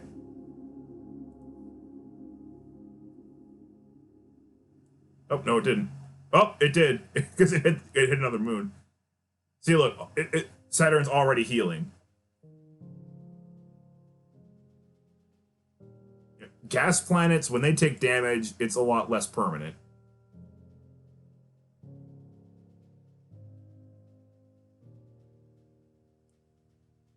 Well, the fact that Saturn's getting so much closer to us tells me that our orbit is eccentric. Oh my gosh, we're not even orbiting Saturn. We're actually orbiting moon number 55. And that's extremely eccentric.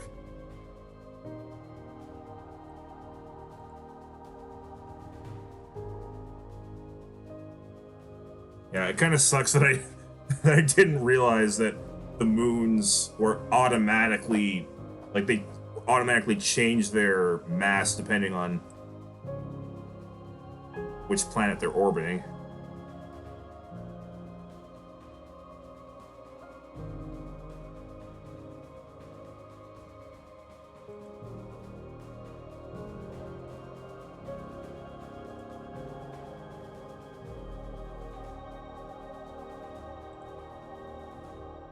Back to Saturn. No, we're not. We really are orbiting this other random moon. And again, like, because their mass is so great, that's probably that helps this whole thing happen. We're not far enough away from all the other moons to really make this official yet.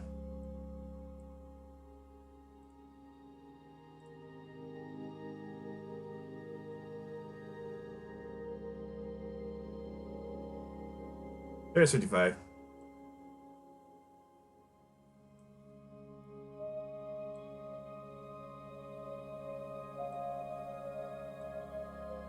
And now we're orbiting Saturn again. Oh no. Oh no! No! We died! C in the chat for Moon 76. We picked the wrong one this time. You know, I'm gonna go ahead and follow Tethys. Oh my gosh, Tethys has been kicked out of its orbit big time. I'm gonna follow Tethys and just like see how much worse this can possibly get. Oh my goodness. Okay, yeah. So like oh yeah, Tethys has been punted way out of its orbit.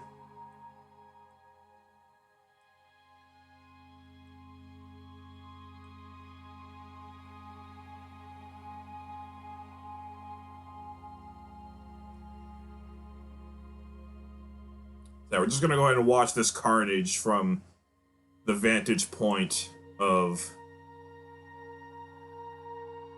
one of the original moons as it continues to just get punted out of the system. Now, this is the real story. Can Tethys actually get out of here?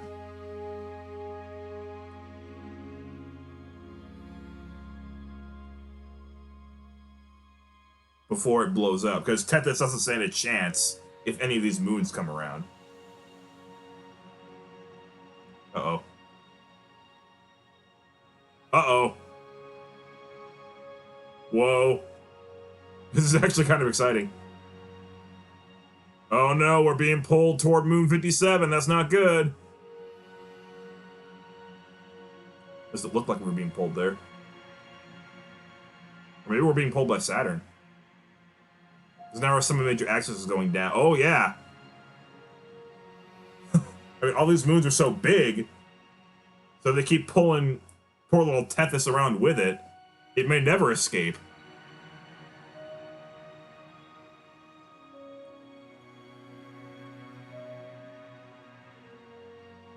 Tethys is our new protagonist.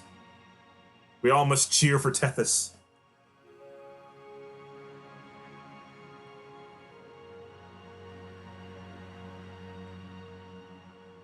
Okay, its orbit is starting to look sort of normal again, but of course it's still way too eccentric.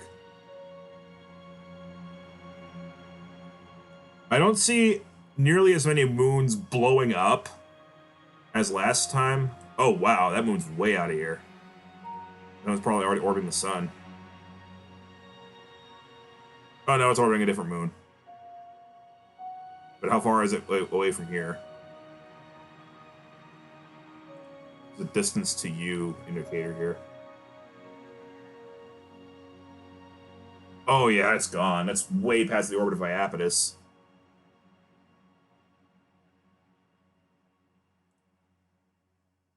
Oh boy. Moon number 134 is dead.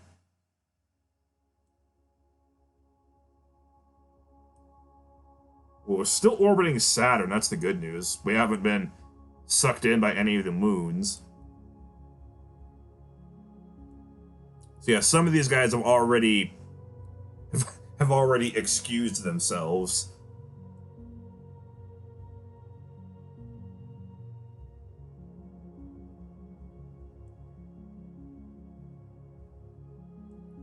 But Tethys is still very much in danger.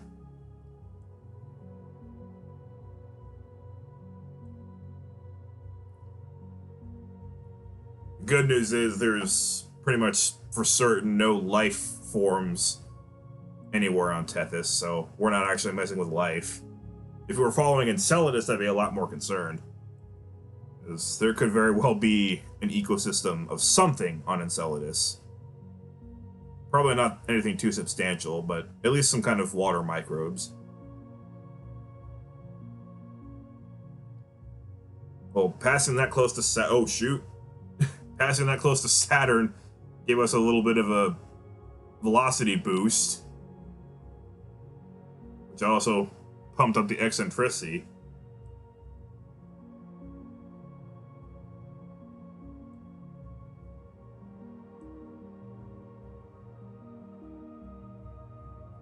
Alright, well, strongest attractor is still Saturn. We're in good shape here. I just want Tethys to get out of here safely. But obviously we're not safe yet. Okay, I'm gonna speed up time a little bit. Probably too much for the system anyway. Okay, yeah, we got like 10 minutes, and then I gotta do something else. And and then we gotta go to Gato Roboto.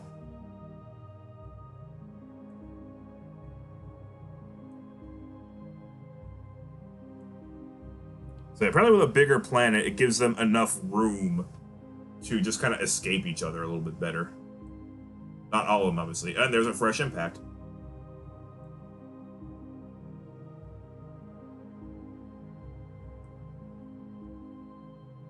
And I can't believe that my moon died. There's still so many of them left.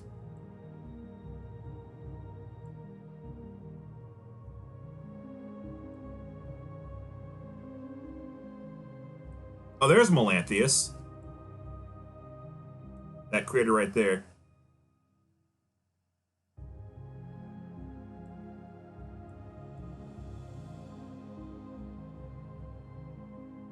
Okay, well, Tennis is doing all right.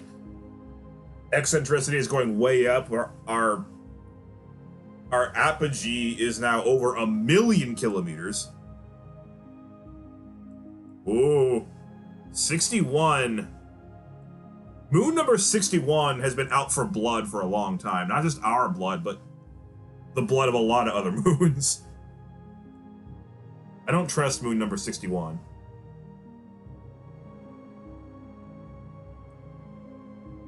Oh no, what just happened? Ah!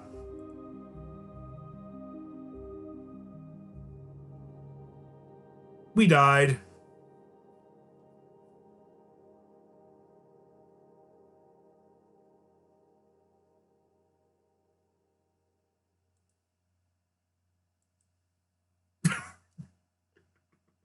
I think that's a good time to stop. That's a good way to stop it. By like having the world that we're following and taking a ride with just die. Game over.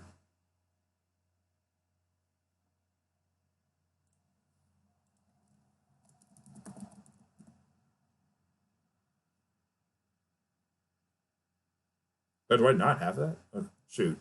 Well, in that case.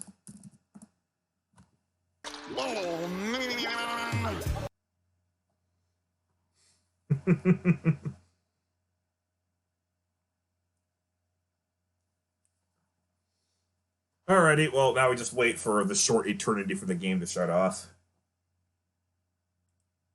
Now...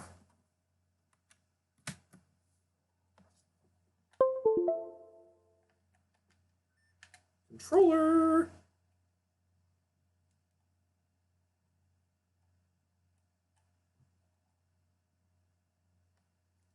Careful with the Celestite.